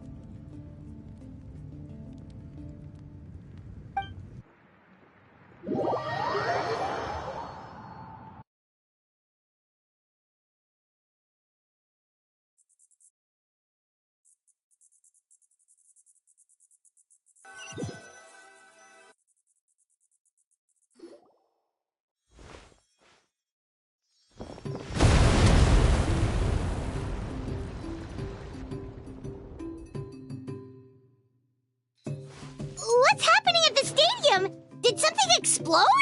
It feels like the Archon unleashed her power. She must be fighting a formidable opponent. Should we go back and check what's going on? Have faith in the Archon. She wouldn't lose in a one-on-one confrontation. Once we find Kachina's ancient name, we'll head right back. Okay, let's just keep climbing. Emon really hopes nothing goes wrong.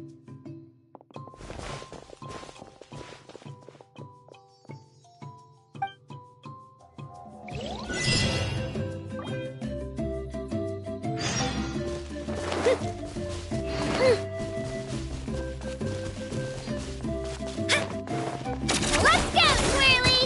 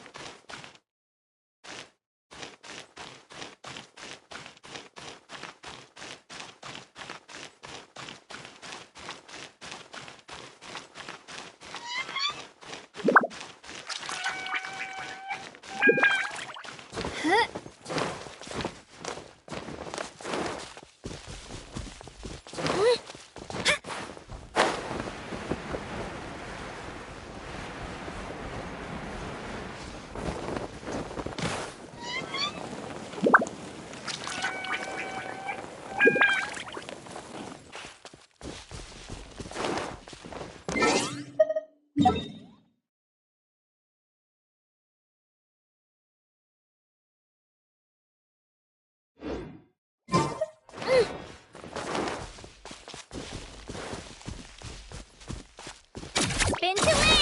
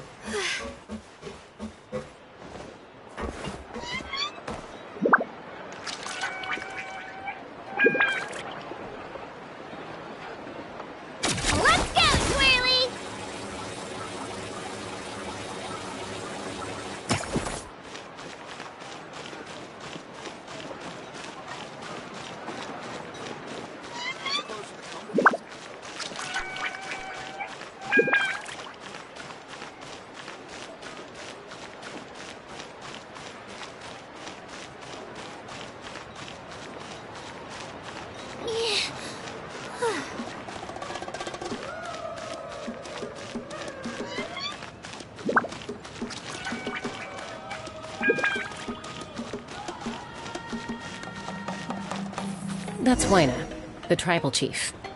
Let's head over to him.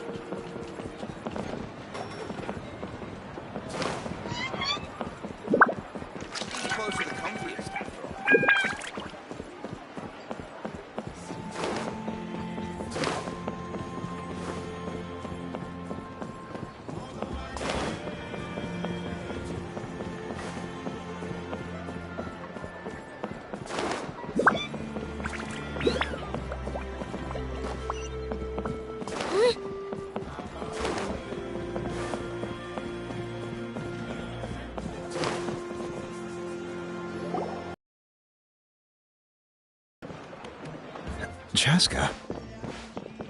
Nice to see you again, Wyna. I'm afraid we don't have time for pleasantries, so I'll get right to it. We're here for the Spirit Speaker's Stone. Whoa, hold on a second.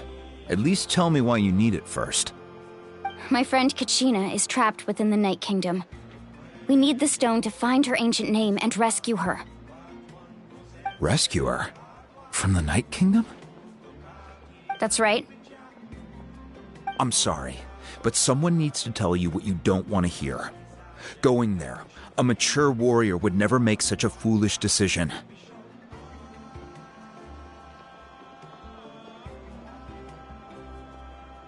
The nature of battle is unpredictable. You never know how it's going to end. Losing a friend is tragic, but when that happens, the best thing you can do is focus on how to prevent further casualties. I appreciate what you're trying to say, Chief Wyna. But if the price of maturity is abandoning a friend in need, I'll choose foolishness any day. If Kachina's still holding on, then so will I. I thought you might say that. Is something wrong, Wyna? This doesn't seem like you. Life isn't complete without taking risks. That's always been your mantra. It's nothing. The Night Kingdom is a dangerous place.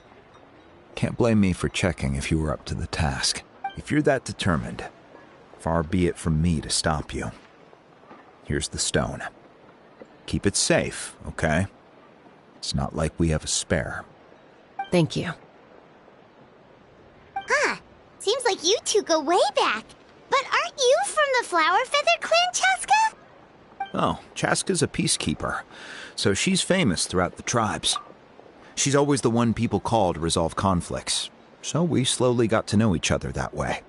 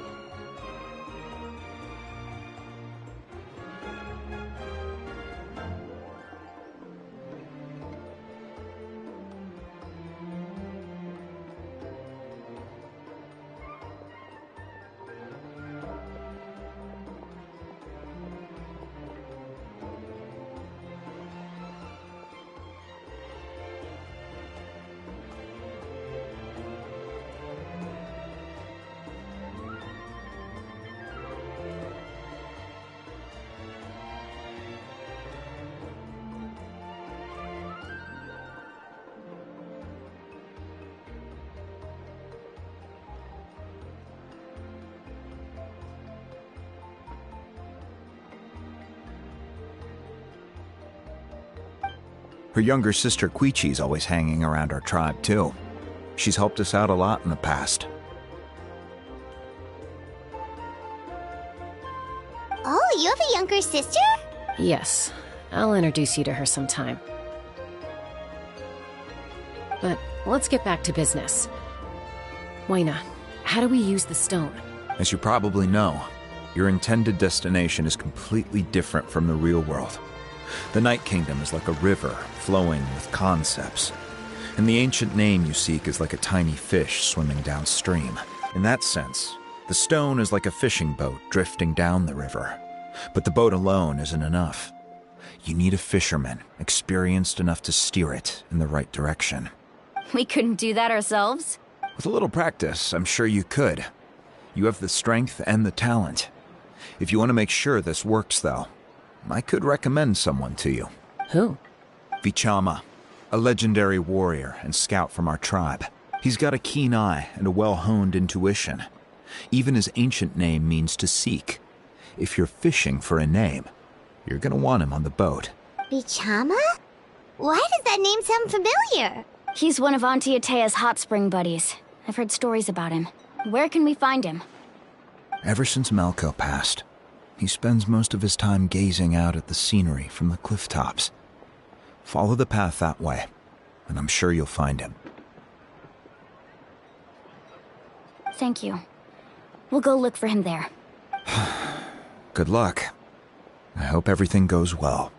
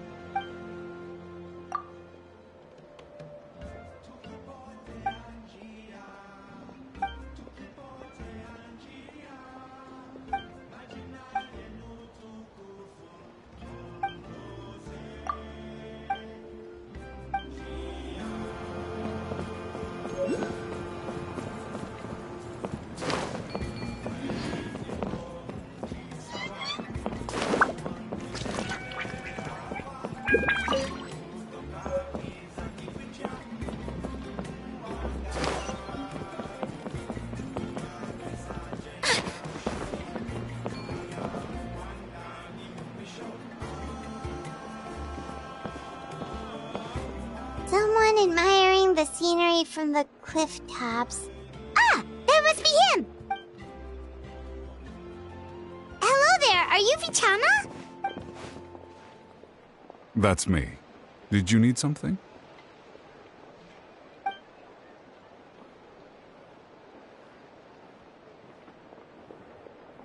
What? You're saying you can bring someone back from the Night Kingdom? How is that even possible? No, if you really think about it, anything's possible in that kind of place. But that would mean... Are you okay? You don't look so good. Everything's fine. I'll help you, but I do have a small request. After I help you find Kachina's ancient name, I want to use the stone to look for my friends as well. Your friend? Oh, why not mention someone named Malco? Is that who you're talking about? Yes, but I'd rather not get into it if it's all the same to you. That's not a problem. We agree to your request. Yeah. Since you're helping us find Kachina's ancient name, it's only right that we return the favor. Then we're agreed. Can I have a look at the stone?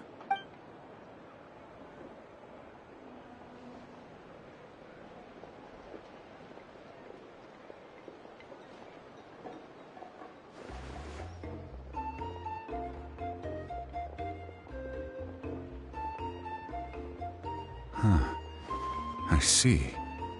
From what I can tell, it functions almost like an abyssal pylon. Both connect the Night Kingdom to the living world. Once the connection is established, the abyss will come surging through the opening like a predator honing in on the scent of blood. So we have to be sure not to use it in a tribal settlement. Wow, you got all that just from looking at it? I just picked up on the basics, really.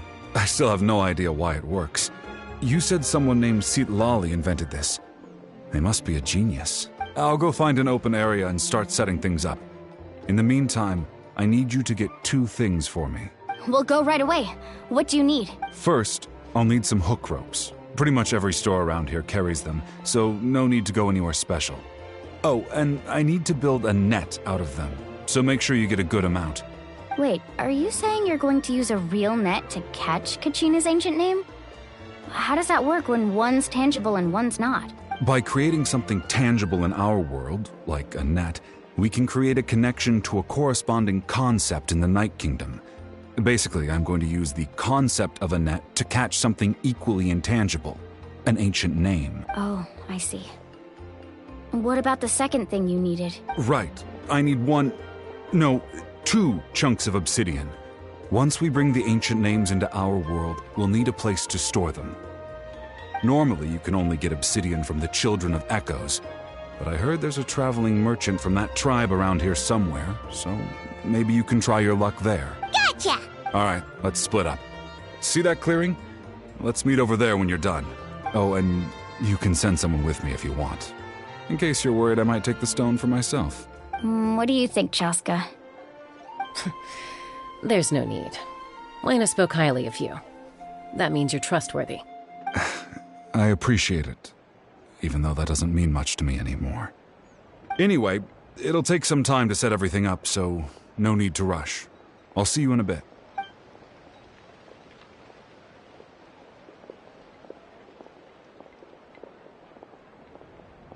What an odd guy.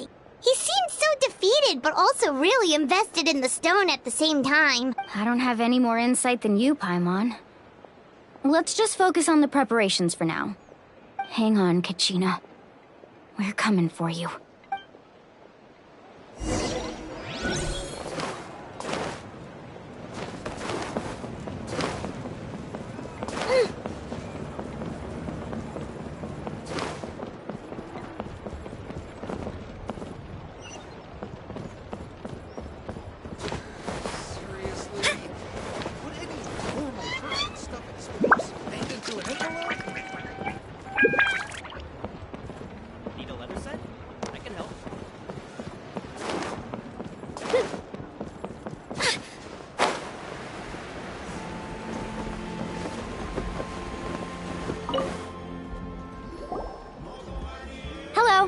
Do you have any hook ropes for sale? Hook ropes? As in rock climbing equipment? Yes. How much for your whole stock? Oh, the whole thing? Let me see. That would be 30,000 mora in total. Deal. Wait, really? What, you want me to drive down the price? We just need these as fast as possible. Oh, no problem at all. I'll even pass along some information on the house. These ropes are usually used by rock climbing enthusiasts. If you want to learn, Roka's the person you want to ask. All right, that's everything. Here you go. Now we need the obsidian. Let's go talk to the traveling merchant Vichama mentioned.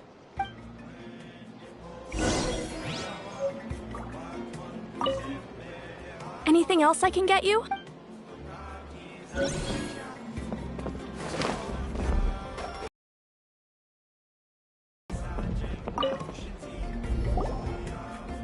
Excuse me, do you sell obsidian? Why, yes. I've got a chunk for sale right over there. Perfect. Is that the only one, though? We actually need two. That might be tough. Tell you what, I'll take a look through these boxes over here, and we'll see what we can find. Thank you so much. We'll wait here. Relax. Everything's going according to plan. I know, it's just... I could tell Vichama feels the same way about his friend that I do about Kachina. I hope this chunk of obsidian isn't the only one. Kachina always carries all sorts of shiny stones with her. If I was the one trapped in the Night Kingdom, she'd have a whole pile of obsidian ready in a heartbeat. Well, would you look at that? I did bring an extra. Here you go, young lady. How does it look? Perfect! Thank you. How much do I owe you? If you hadn't shown up, these stones would have just sat here collecting dust. I'll take 3,000 mora for both. Here you go. By the way, I heard you mention Vichama just now. You running an errand for him, then? How's he doing? Malko's been gone for 5 years now. It's about time he started to move forward. Do you know what happened between them? I heard about it in passing while I was out drinking one night, but I don't know all the details. Vichama and Malko grew up together, and even made a name for themselves. Malko was an amazing fighter, capable of knocking out multiple opponents in a single hit, while Vichama excelled at scouting and analyzing the battlefield. The two made an excellent team, and managed to beat back the Abyss several times. 5 years ago, they both emerged triumphant in the pilgrimage, and were placed on the same team to fight the Abyss. But on the eve of battle, the Abyss launched an attack on their tribe, and Vichama suffered an injury to his leg while attempting to rescue someone. Then what happened? The team agreed that he couldn't fight the Abyss in his condition. Vichama didn't argue. He knew going to the front lines with an injured leg would make him a burden in battle. So they raised the issue with the Pyro Archon, and she agreed to let him stay behind. It's just... Malko and the others ended up facing hordes of abyssal monsters in numbers that far exceeded anyone's expectations. The team made an error in judgment, and they fell to the onslaught. Vichama went into a deep depression after that. He blames himself for everything. Oh, you're not wrong. But it's possible he chooses to blame himself. Not because he did something wrong, but because he wasn't able to do anything at all. I've tried convincing him to move forward, to stop dwelling on the past. But the shadow of Malko's death hangs over him still. The Abyss has caused so much suffering, and some wounds never heal. I wish there was something he could do to make himself feel better. But... anyway, that's the gist of it. Maybe you could help him talk things through sometime. I would really appreciate it.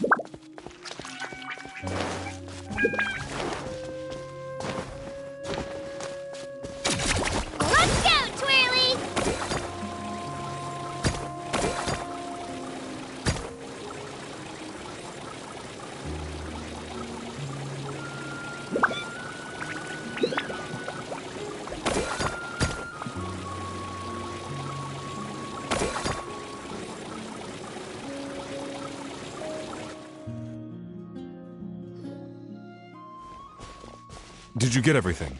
Yep, it's all here. When do we start? I've made all the necessary adjustments, so we're good to go. As agreed, I'll help you find Kachina's ancient name, and then you return the favor. Go ahead. After Malko fell, I scoured the battlefield to see what happened. It turned out he wasn't bested by some impossibly powerful foe. He was dragged to his grave by the sheer number of enemies. If I had been there, I would have been able to sense the danger. I could have warned them not to advance. I've always blamed myself for what happened. But when you told me about Kachina, I realized there's a chance Malko might also be alive, fighting for survival in the Night Kingdom. But that happened several years ago, right? The Pyro Archon said all life within the Night Kingdom eventually becomes one with the Sea of Souls. There might not be much hope, but I still have to try. Malko and I promised each other, even if we never managed to root out the Abyss for good, we would fight together until the end. All right, let's get to it. I'll start searching for the conceptualized version of Kachina's ancient name. If you see any fragments scattered around the area, please collect them.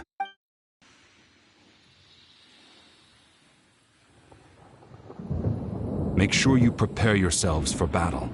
As I said, the stone will link the mortal realm to the Night Kingdom. The Abyss will likely emerge in response. Look at that golden thing! It must be one of those fragments Bichama mentioned. Let's get closer!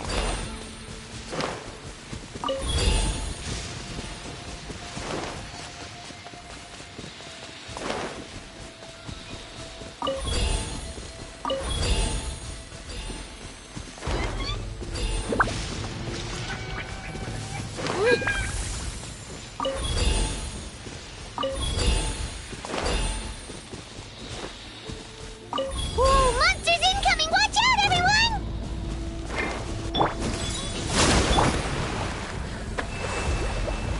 Illusion shattered!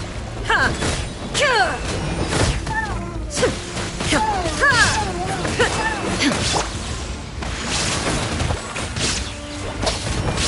Solidify!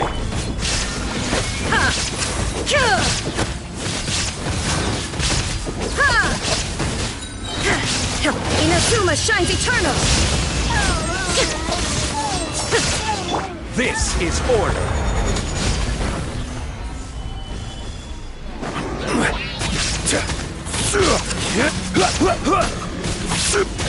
There is no escape! Stabilize!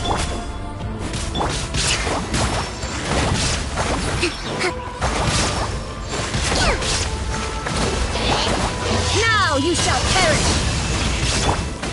I will have order! Torrent, bring refuge! How much longer, Bichama? Not long! We're getting close!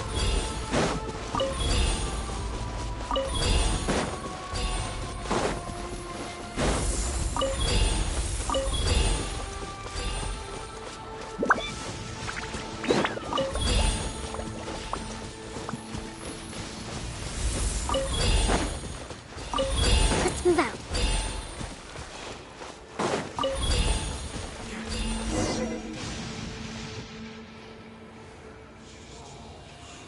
Vichama!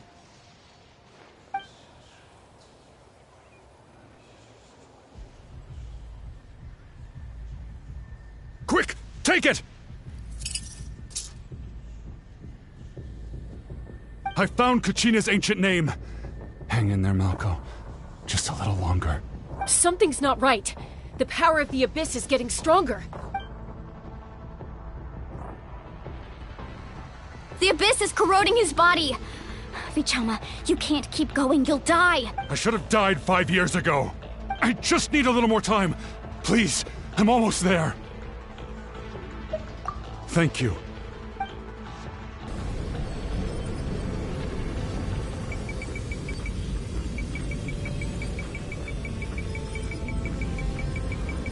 Whoa, watch out! The power of the Abyss is strong.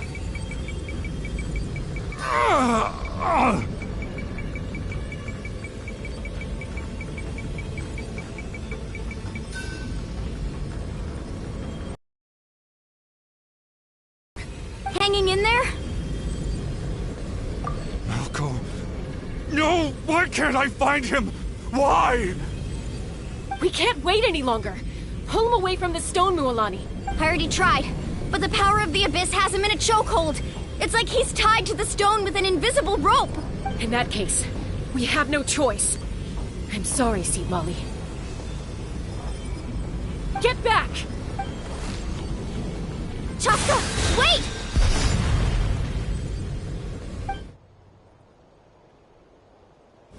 Ouch! What happened just now? It looked like the Spirit Speaker's stone was... The stone's power was spiraling out of control. The only way to stop it was to destroy it. You were all caught in the shockwave of the explosion. You might feel dizzy for a while, but that's normal. Give us a heads up next time, will you? You're lucky we managed to dodge it in time. I thought I said to get back. Yeah, barely a second before you made it go poof. Not everyone has your reflexes, Chaska. We were this close to getting dragged into the explosion. Okay. I'll be more careful next time. At least Kachina's ancient name is still in one piece. Wait, where's Vichama? Vichama! Vichama! I couldn't find Malko's ancient name. It must be completely gone by now. Once your ancient name disappears, there's no coming back. From the very beginning, I knew there was a slim chance, but still.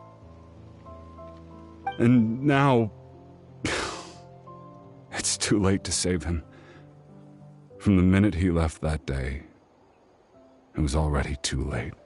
Vichama. I'm sure he's heard enough condolences over the years.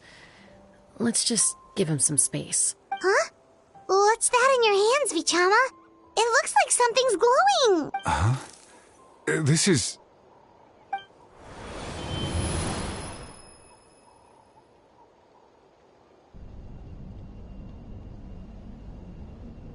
Hey, Malko. Got any strength left? Not enough to swing a sword, but to say a few last words? Sure. Too bad. No one will get to hear them. I never thought I'd actually die on this mission. Not that I'm afraid to die. It's just... hard.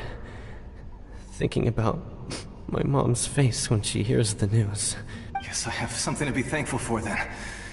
My parents died a long time ago. They won't have to mourn me.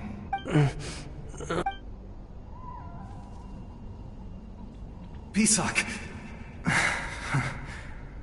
Always had to beat me at everything, didn't you? Right to the end, you were never one for goodbyes. Maybe you're right. Maybe no one will get to hear our last words. But just in case, Vichama, I'm so glad you didn't come with us. Don't be sad. Just keep on living. For the both of us.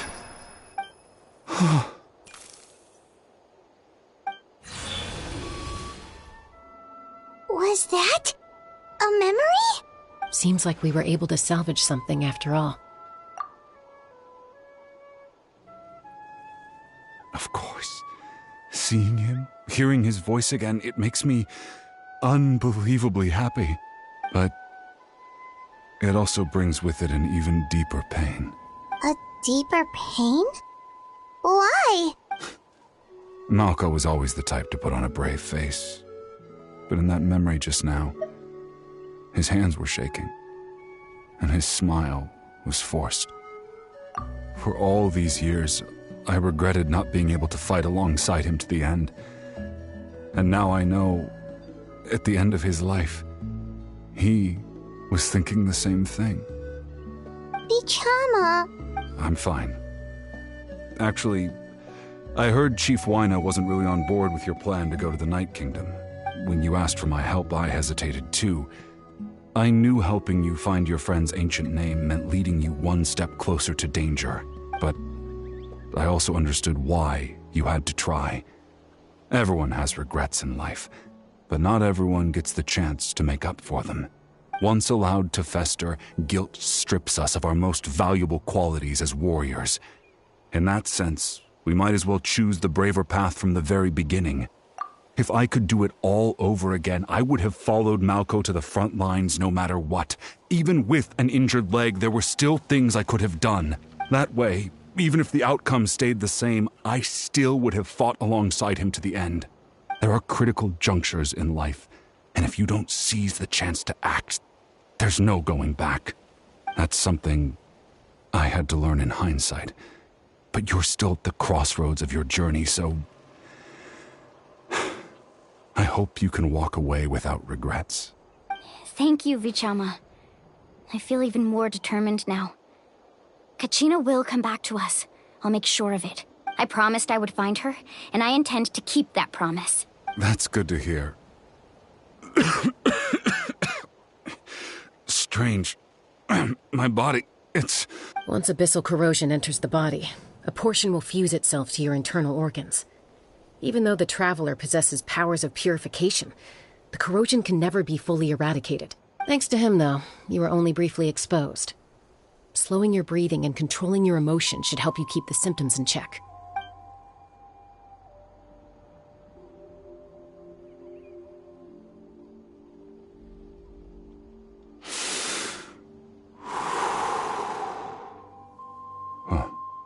That does make me feel better. You seem very knowledgeable about all this. Just speaking from experience, that's all.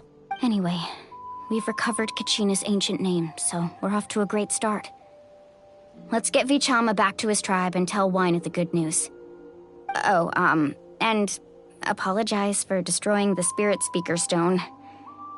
We had no choice, though, so he'll probably understand. Right?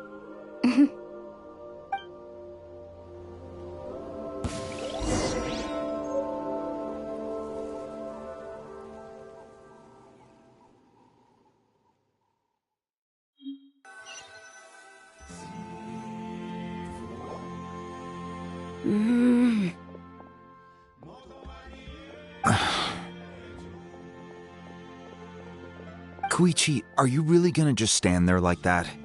I don't know what you want from me. I think you know exactly what I'm trying to say, Uncle Wyna. I can hear it in your voice.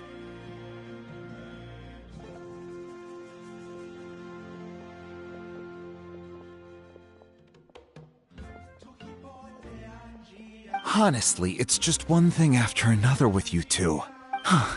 They're back. Koichi? What are you doing here?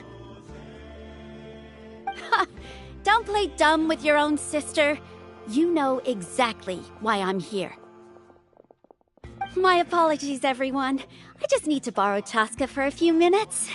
You come with me.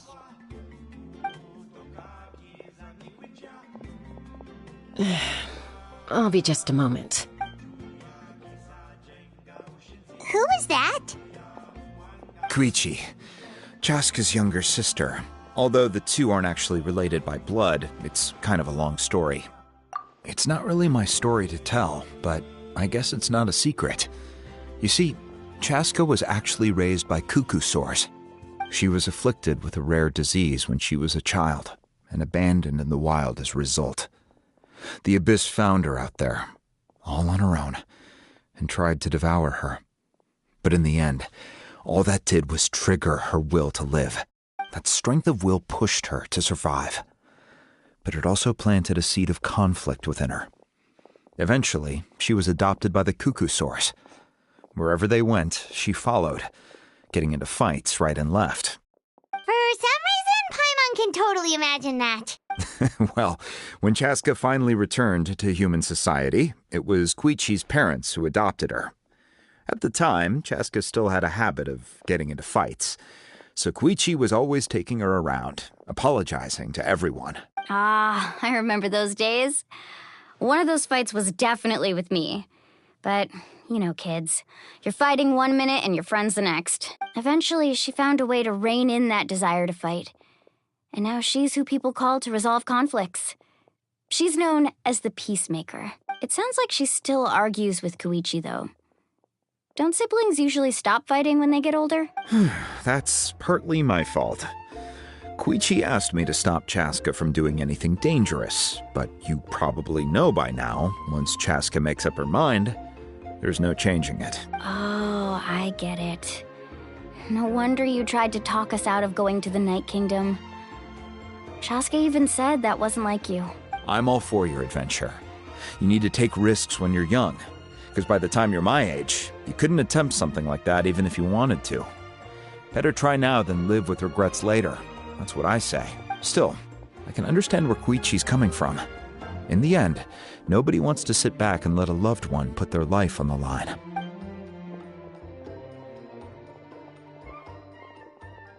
All right, it's just the two of us now. You have 1 minute to explain yourself. I don't have anything to say.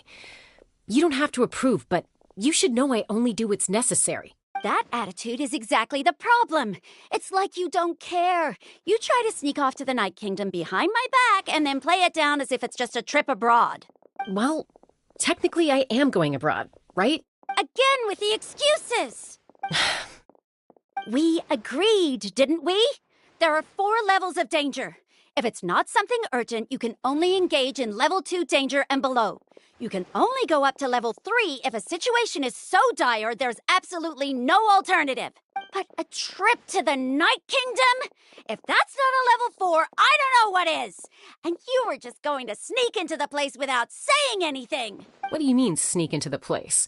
I always planned on walking in there with my head held high. You bought off Uncle Wina, didn't you? He promised me he'd stop you from doing anything dangerous. Oh, it's like he didn't even try. You feel like he went back on his word. What if I told you my mind was made up, and there was nothing he could have done? Not even by force. Oh, I knew it! So he did try to say something, but you didn't listen. This is important. If you were in my shoes, you'd make the same decision. You don't know that? I'm a doctor, and I handle logistics. If you're going to waltz into a dangerous situation where you could lose control at any moment, it's my duty to say something. All right, whatever. Anything else? What do you mean, anything else? Why don't you reflect on what you've done and promise me you'll stay put? Time out. Is this one of our normal arguments or a serious one? Chaska, does it sound like I'm joking? Then you need to know something. What happened to Kachina was partially my fault. I can't leave her there to die. You become when you lose control. That's also not who you are. That's a different issue. You said it yourself. A person is only as good as their morals. If I want to live in Natlan, I need to display qualities that make me worthy of this nation. I've also told you that managing your condition is equally important. Sometimes you have to make sacrifices. All right, let's stop this here. If we keep going, I might actually have to get serious. And I think Wina prefers his roof attached to his house. Is that a threat? That sounds like a threat to me. Koichi! Younger sisters are supposed to listen to their elders. So, you're really going to go, no matter what I say? I'm supposed to be your sister. Then support me. I'll be back. All you have to do is wait. Chaska. So, that's it. Why'd you have to turn out to be so darn annoying?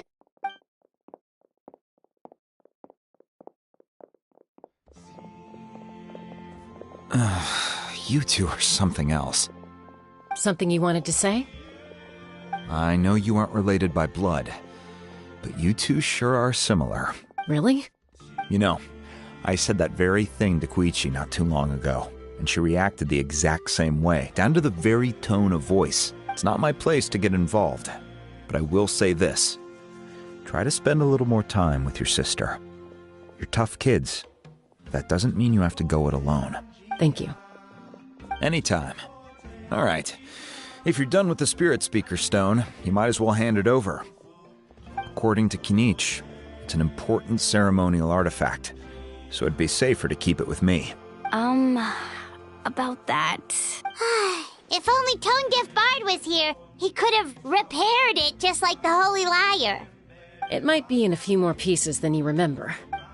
Huh?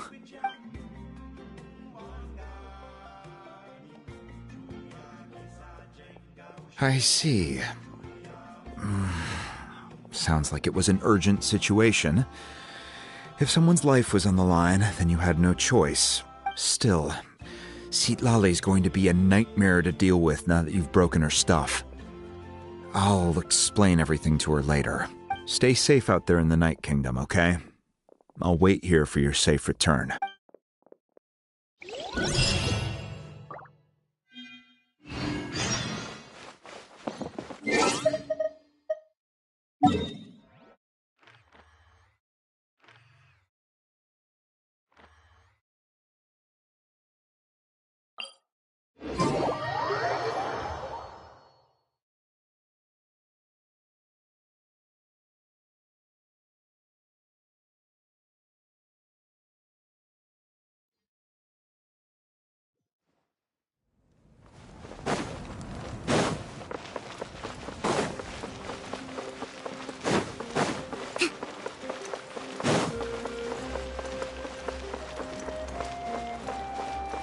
Let's move out.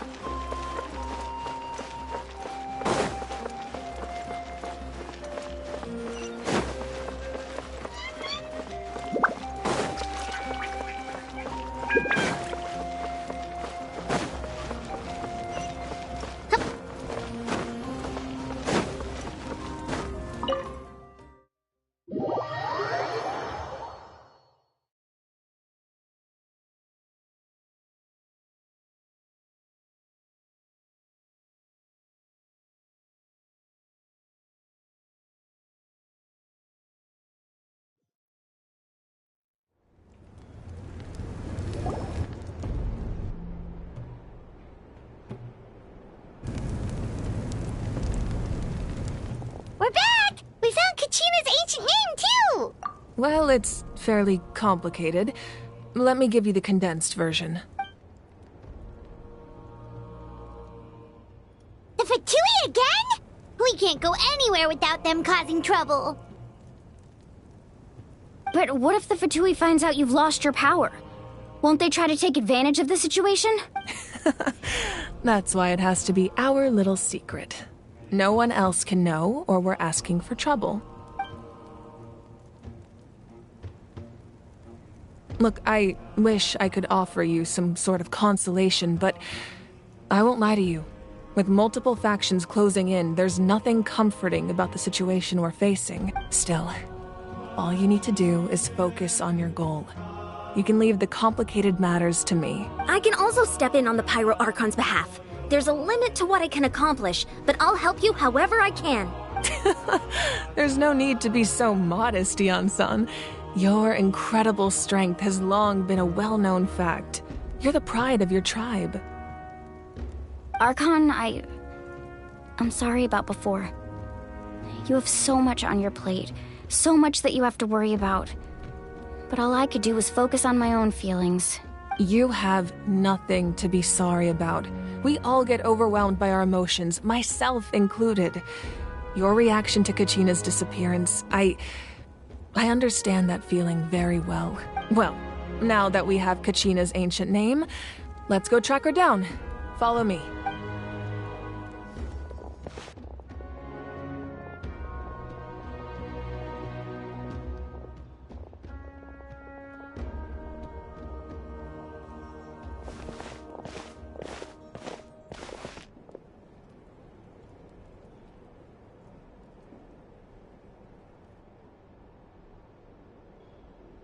What is this place?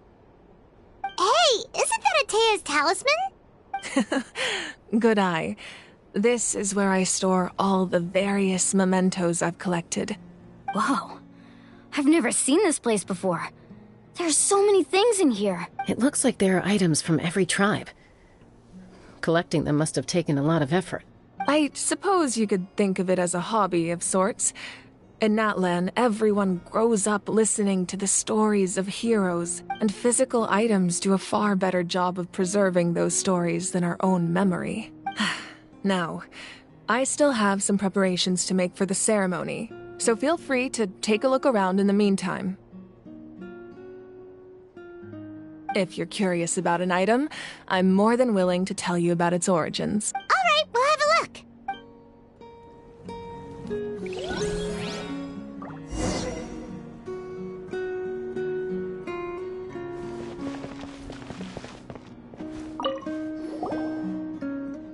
This is Atea's talisman. I'm sure you're familiar with this one already. Atea was rarely ever without it. The talisman brought her a lot of luck in battle.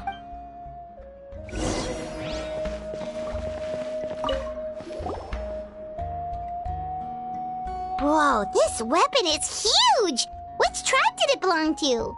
Ah, that weapon belonged to Tenoch, a hero from 500 years ago. Strictly speaking, he didn't belong to any single tribe. That's because even before the disaster with the Abyss broke out, he had already been exiled.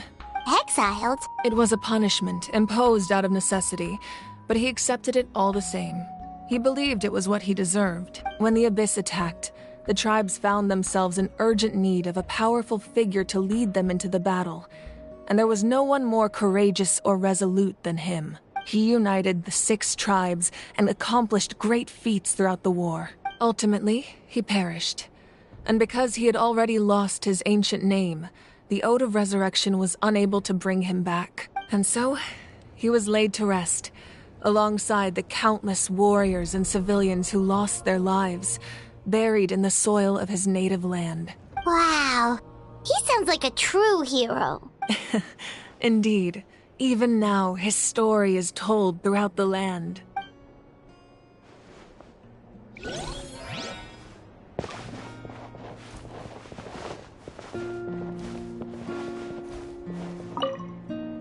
This fishing basket looks familiar. This flower looks like it's thriving. You must be good at taking care of plants, Archon.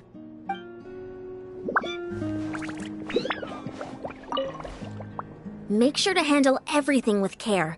This cup, for example, it's heavier than it looks.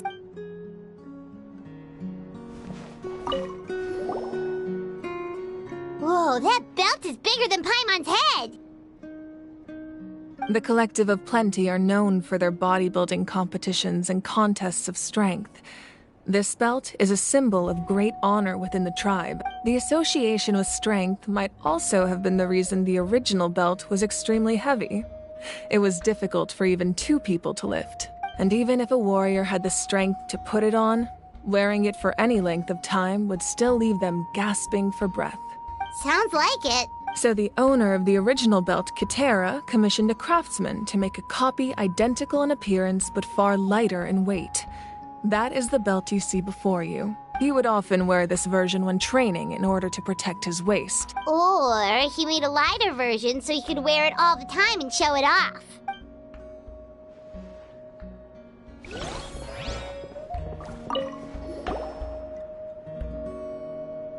There are so many jars and potions around here. Do they have anything to do with alchemy?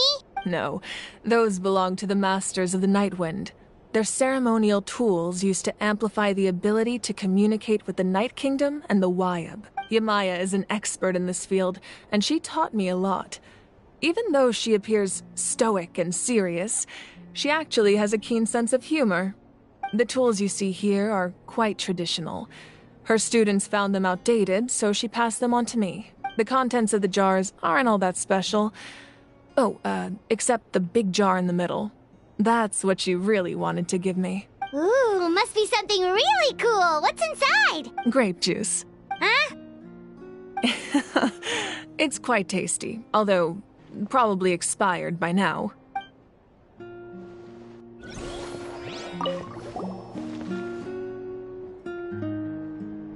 The powder still needs some time to settle, so let's wait a little longer. Well, what do you think of my collection? Do you feel like you have a better understanding of Natlan's culture now? Yeah! If each item represents a different story, seems like Natlan's really been through a lot. Does every item hold a special memory, just like Atea's talisman? That's right. The items in my collection actually serve a similar purpose to the ancient names passed down among the tribes. They demonstrate the true shape of time. The shape of time? Most people perceive time as a linear concept, almost like a straight line that can only move forward. We cannot change the past or predict the future. But there's also a different theory, one that I believe to be closer to the truth. Namely, that the past, present, and future all exist at once. At once? Paimon's not sure she Let's say your journey ended right now. Thinking back on your experience in each nation, which one would you say was the most important?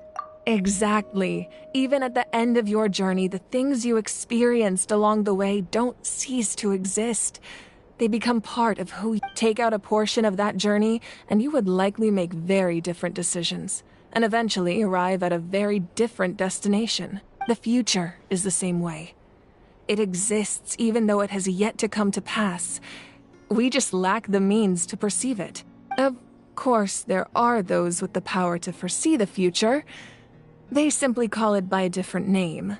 Fate. You're quite familiar with that concept, I would imagine. That does kinda make sense. The future hasn't happened, but already exists. Humanity excels at living in the present, but too often we forget the past and neglect the future. While the Pilgrimage and the Night Warden Wars lead us to a better future. Only by uniting the people of Natlan across countless eras can we fight back against an enemy as formidable as the Abyss.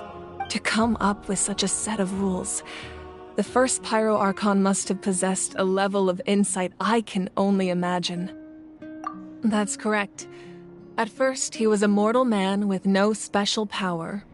After he ascended to the Divine Throne, he used it to borrow power from the heavens and establish the rules of Natlan. Namely, a framework through which ordinary people can ascend to Archonhood. By holding the pilgrimage, we're able to determine the strongest among us. And when that person ascends to the Divine Throne, their inner flame will awaken. In addition, the sacred flame will grant them significant knowledge and memory of this land. After all, that's how I came to know everything I just told you. So, it all comes down to the power of the Divine Throne and the rules. Wait, is that a family portrait? Yes, that's my mother, father, younger sister, and the little saurians we raised. I turned a piece of my dad's leather armor into a canvas and commissioned a famous artist to paint our likeness. Your sister is so cute! It looks like the two of you are really close. Paimon was having a hard time thinking of an Archon as an ordinary person, but seeing this portrait, it kind of makes sense now. It really doesn't look like there was anything special about you before. Oh, wait, is Paimon allowed to say that? A little late for that question, don't you think?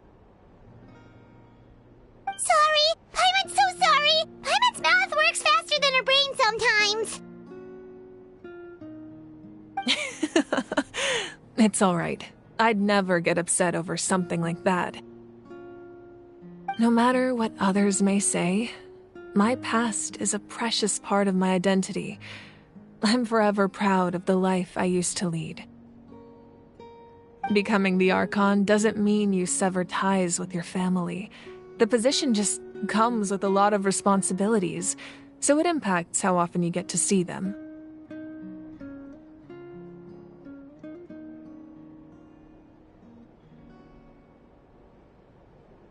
My father made the most delicious stew, so my sister would often bring me a large pot of his cooking, and he would sit on a blanket and eat it together. One time, we didn't close the door securely, and the Saurians you were raising ran into the room and knocked over the entire pot. My sister immediately burst into tears. The two troublemakers were going for the meat, but when they saw my sister's distress, they froze on the spot. I still remember the way they laid there, sulking like a pair of children, even after making such a mess. It was frustrating, but in the end, all I could do was comfort my sister and move on. Wow. Isn't that what being a family is all about? I think about that story a lot, actually. As the Archon, I made a vow to defend this nation, and experiences like that, they remind me exactly what I'm trying to protect.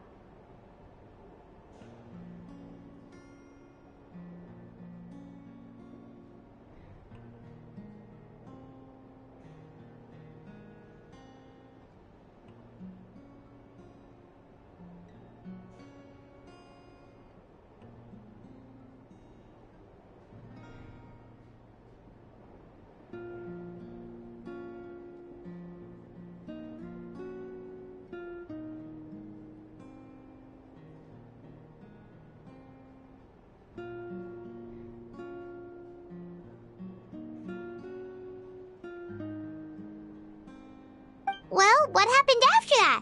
This portrait looks pretty old. Your sister must be all grown up by now, right? I believe she ended up working as an architect and artist. She built many houses and crafted many beautiful works of art. Anyway, that's enough about me. Now that the powder is settled, we can begin. Ian-san, Mulani, Chaska. Over here, please. Place the ancient name up there, and then we'll begin.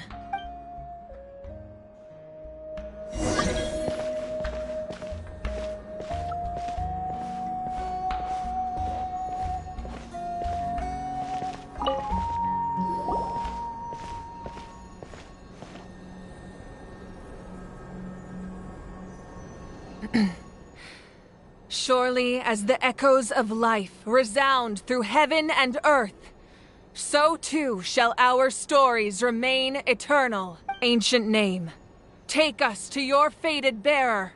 Allow her to answer our call.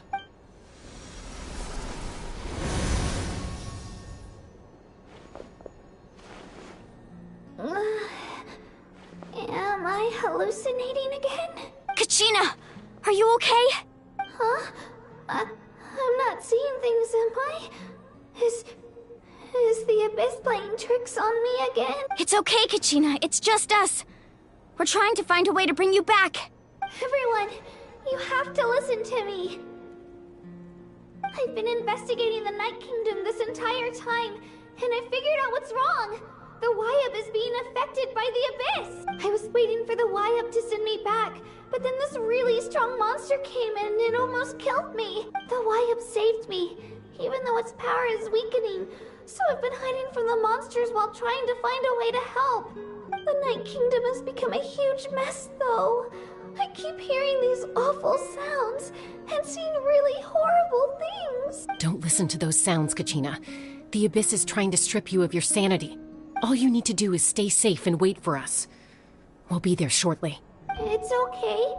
I feel so much better now that I've had the chance to talk to you guys. You don't need to worry about me. I've never been strong or special at all, really.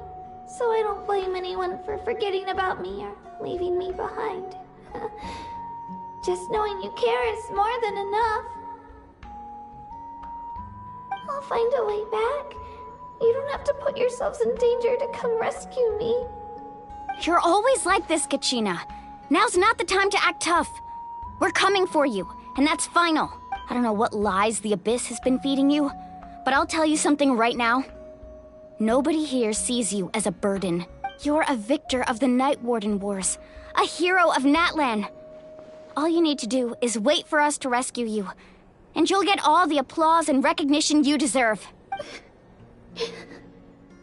I'm really scared. Everything's so dark and creepy here. And I want to go home. Still, I don't want you to put yourselves in danger because of me. I don't want to hold anyone back ever again. All you need to do is place your trust in us, just like you always have. No one fights alone. We're not leaving you behind. Not ever. Yeah, we're so close, we can't call it quits now! Thank you. Be careful. Looks like we've lost contact. Now comes the most dangerous part. You have to traverse the Night Kingdom in your physical form. This entrance to the Night Kingdom was left behind after an abyssal invasion. Even a brief amount of time inside could expose you to corrosion. I know. I'm prepared for that possibility. All right. Then I wish you all the best. I'll tell Koichi to be ready just in case. She's very experienced in dealing with abyssal corruption. That face you just made. Don't tell me you two got into another argument. No, I just feel bad for creating more work for her. I'll go with them too, Archon. The more people, the stronger the party. Thank you so much for your help, everyone. It really means a lot that you're willing to brave these dangers with me. And there's no time to lose, so let's get going. Now that I've lost my power, I won't be able to provide much practical support. But I can still keep an eye on the situation from here. Ian-san, I know it's unlikely, but if you encounter a situation you can't handle... That won't happen. I hope not.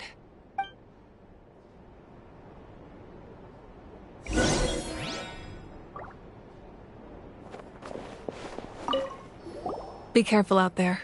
I'll observe the situation from here.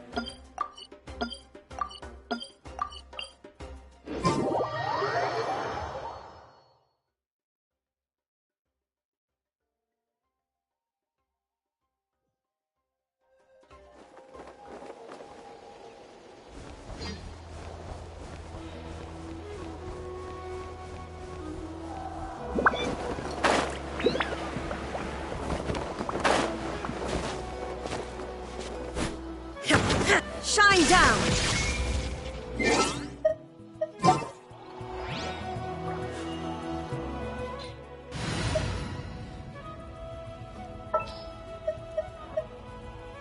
Sounds good to me.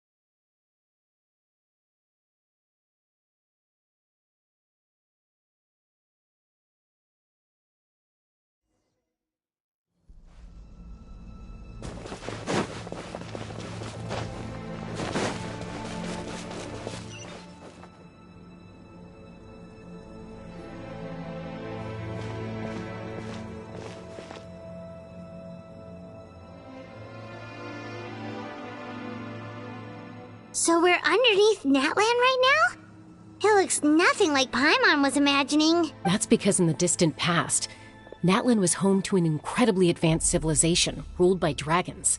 Humans only established their own society after the fall of the dragons. So these are Saurian ruins? Wait, you mean like the elemental sovereigns? They had their own advanced civilization? Yes, a really long time ago.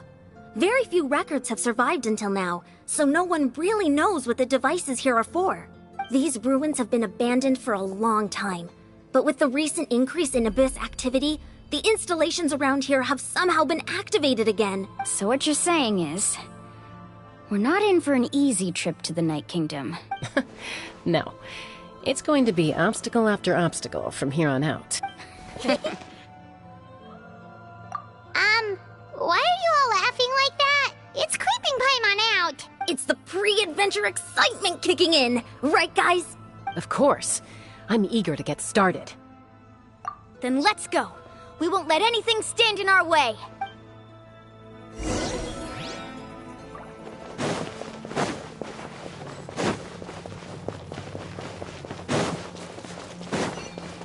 Seems like the road ends here. How should we get across?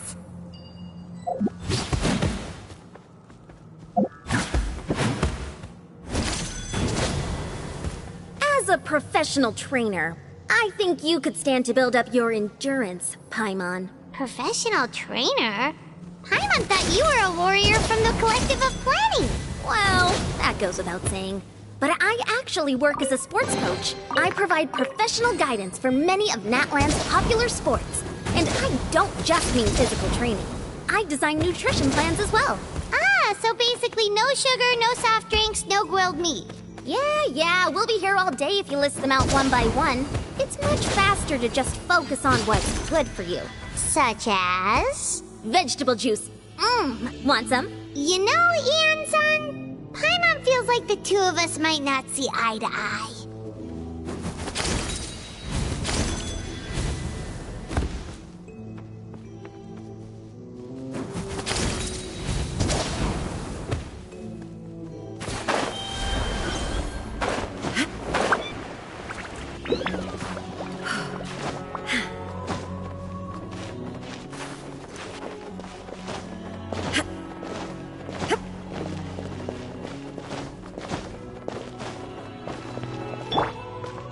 One with nature.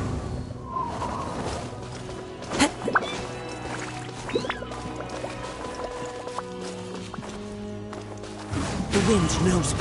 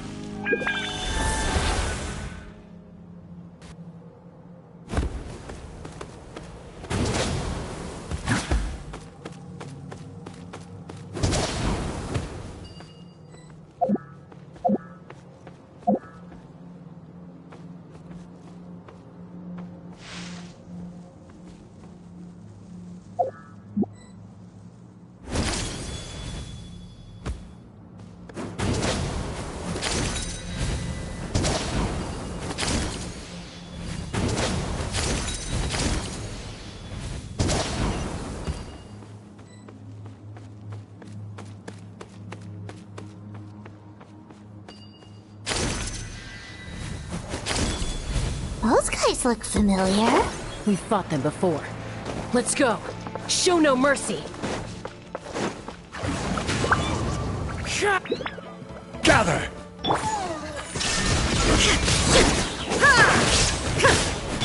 This is order.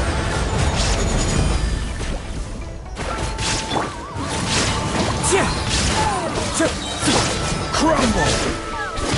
Fallen leaves, adorn my night!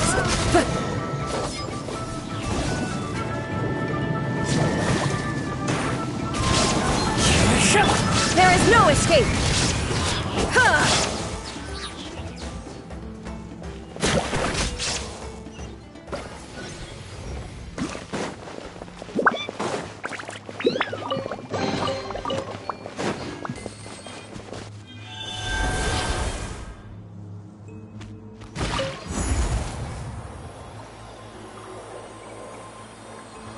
Whoa, the place we need to go seems really high up.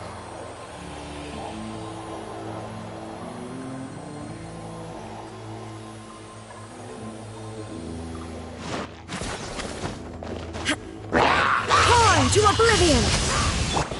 One with nature!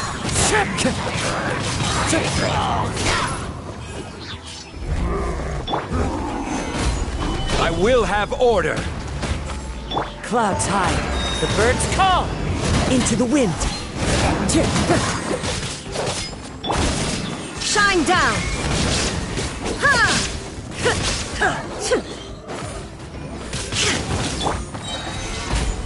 This is order. One with nature! Now you shall perish!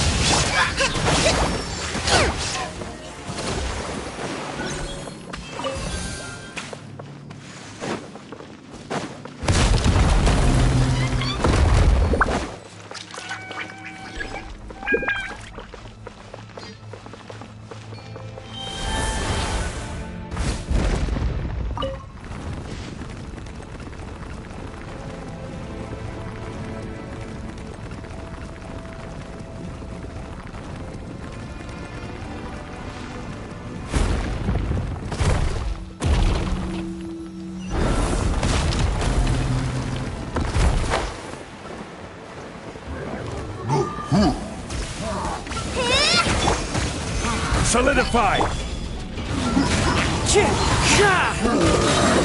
Fallen leaves, adorn my...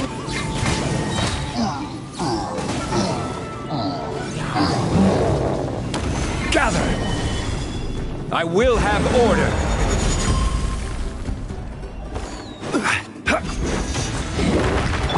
Rest and rebuild! Into the wind! Illusion shattered! Torn to oblivion! This is order. Solidify! Billowing surge! Clouds high, the birds call!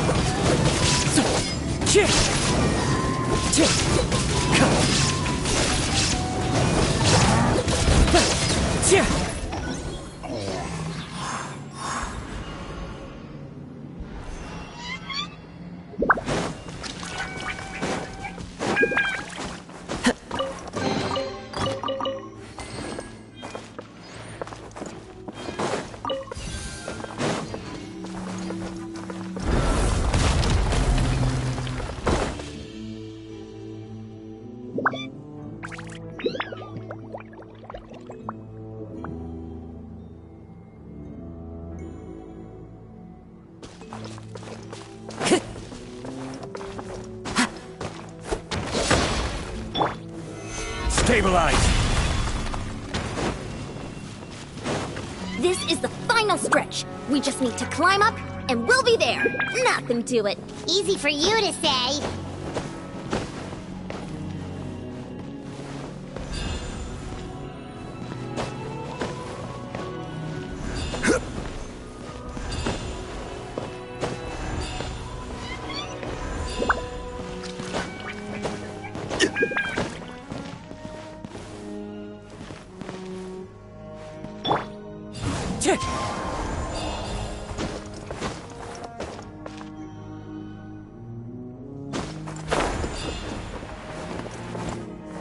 The wind knows me.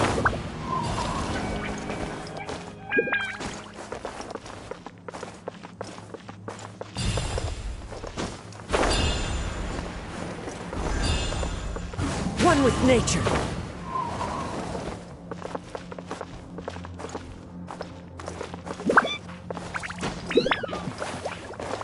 Into the wind.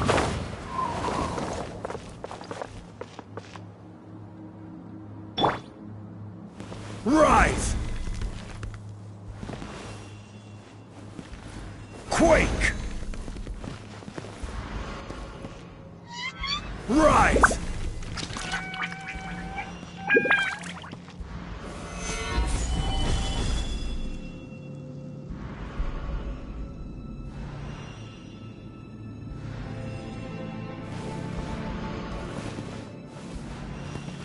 Crumble!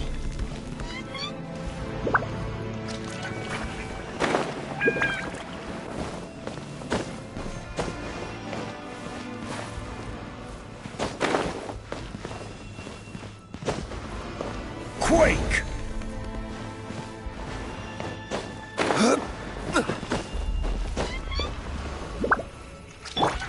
Hold the line!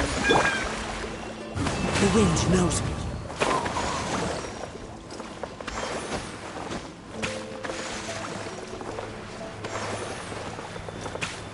Into the wind.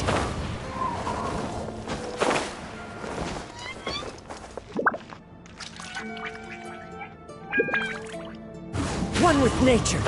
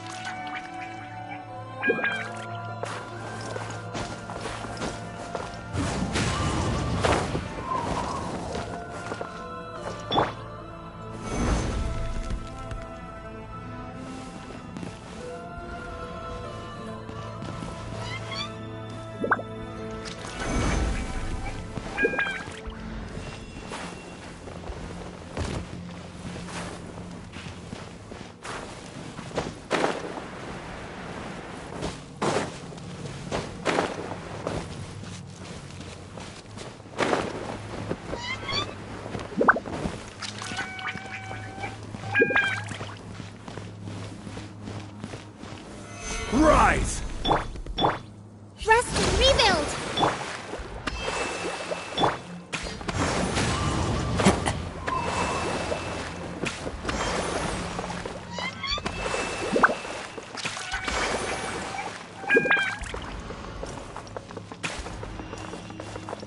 The wind knows me.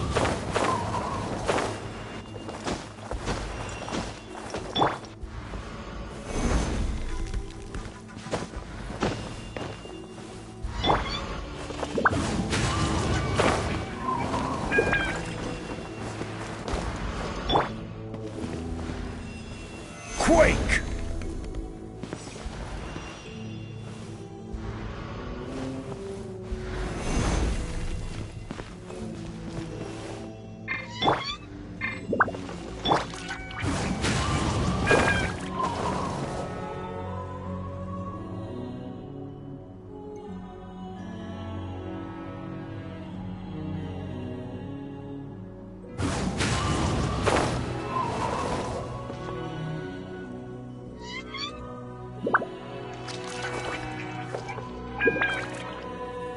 One with nature.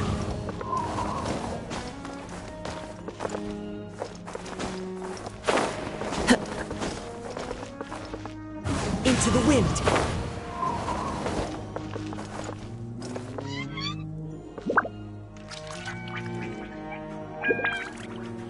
The wind knows me.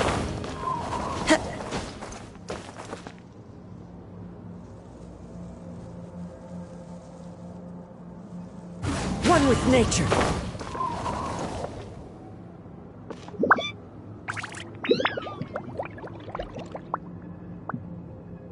Into the wind.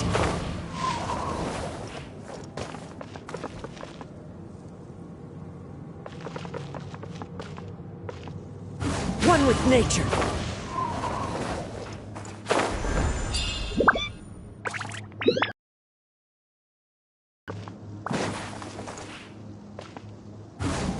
wind knows it.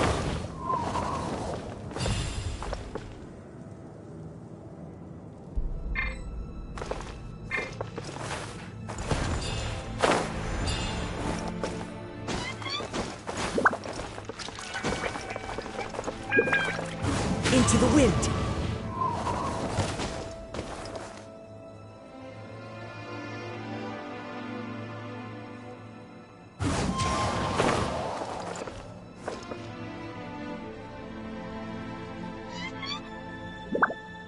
Wind Strider.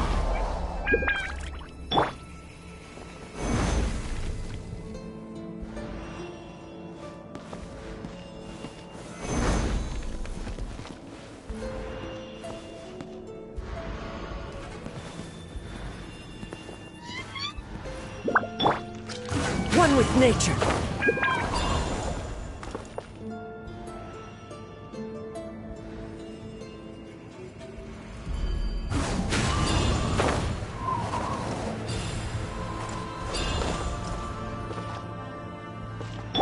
Rise!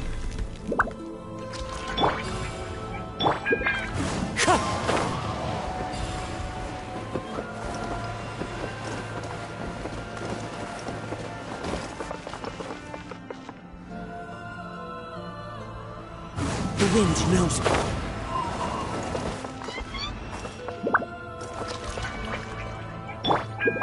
Crumble!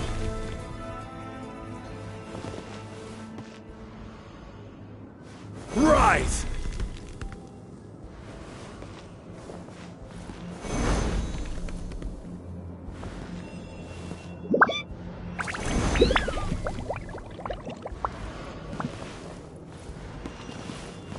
Crumble!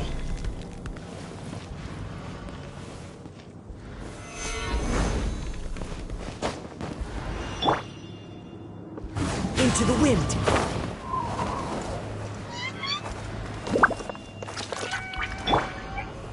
Rise!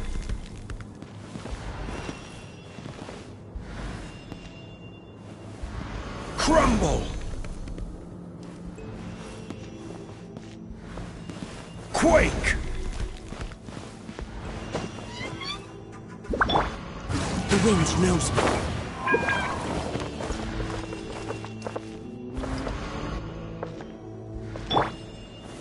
Gather!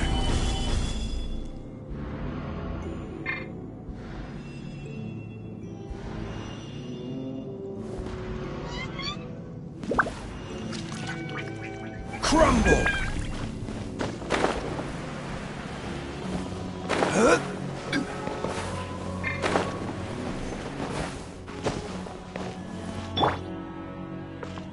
Into the wind.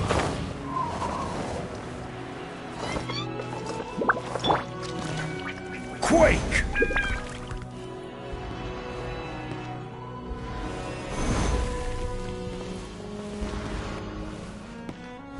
Crumble!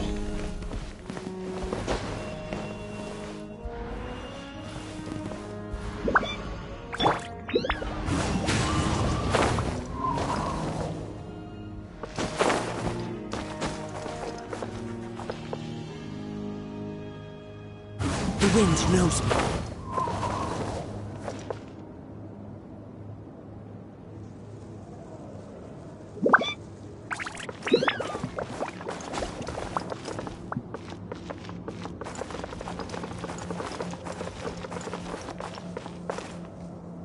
One with nature.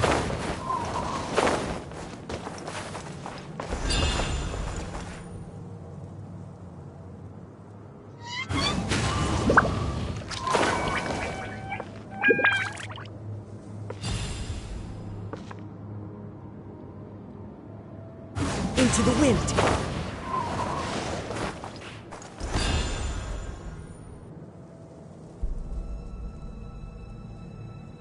One with nature.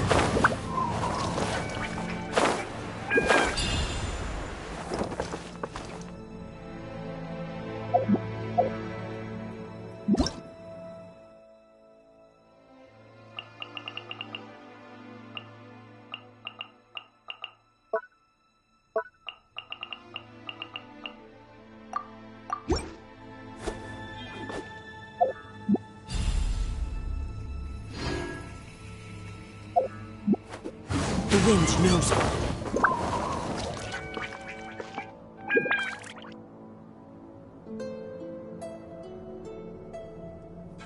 Into the wind.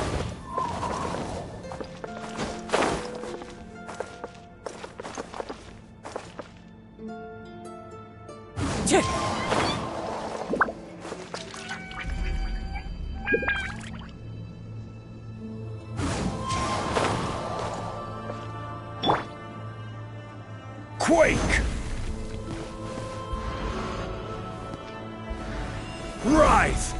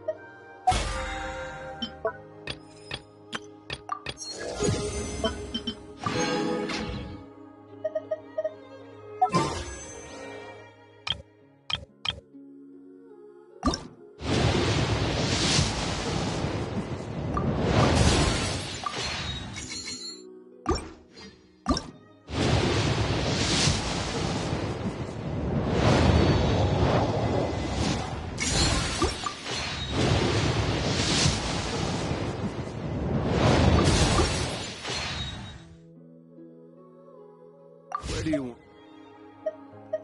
want to go next?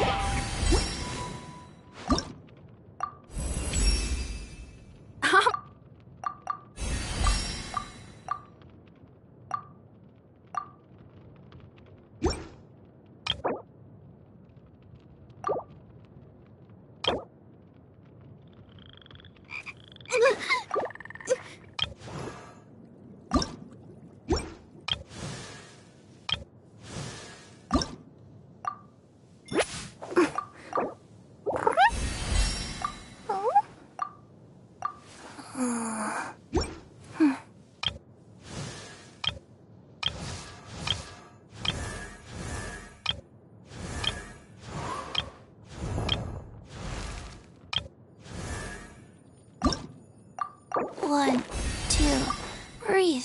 3, 4, and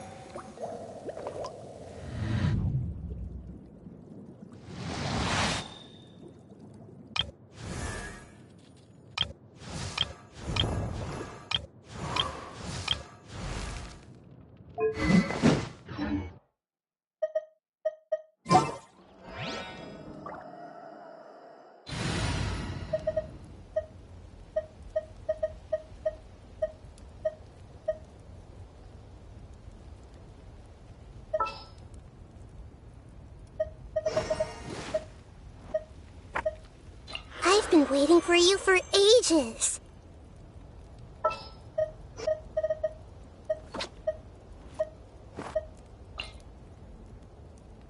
Oh, yay!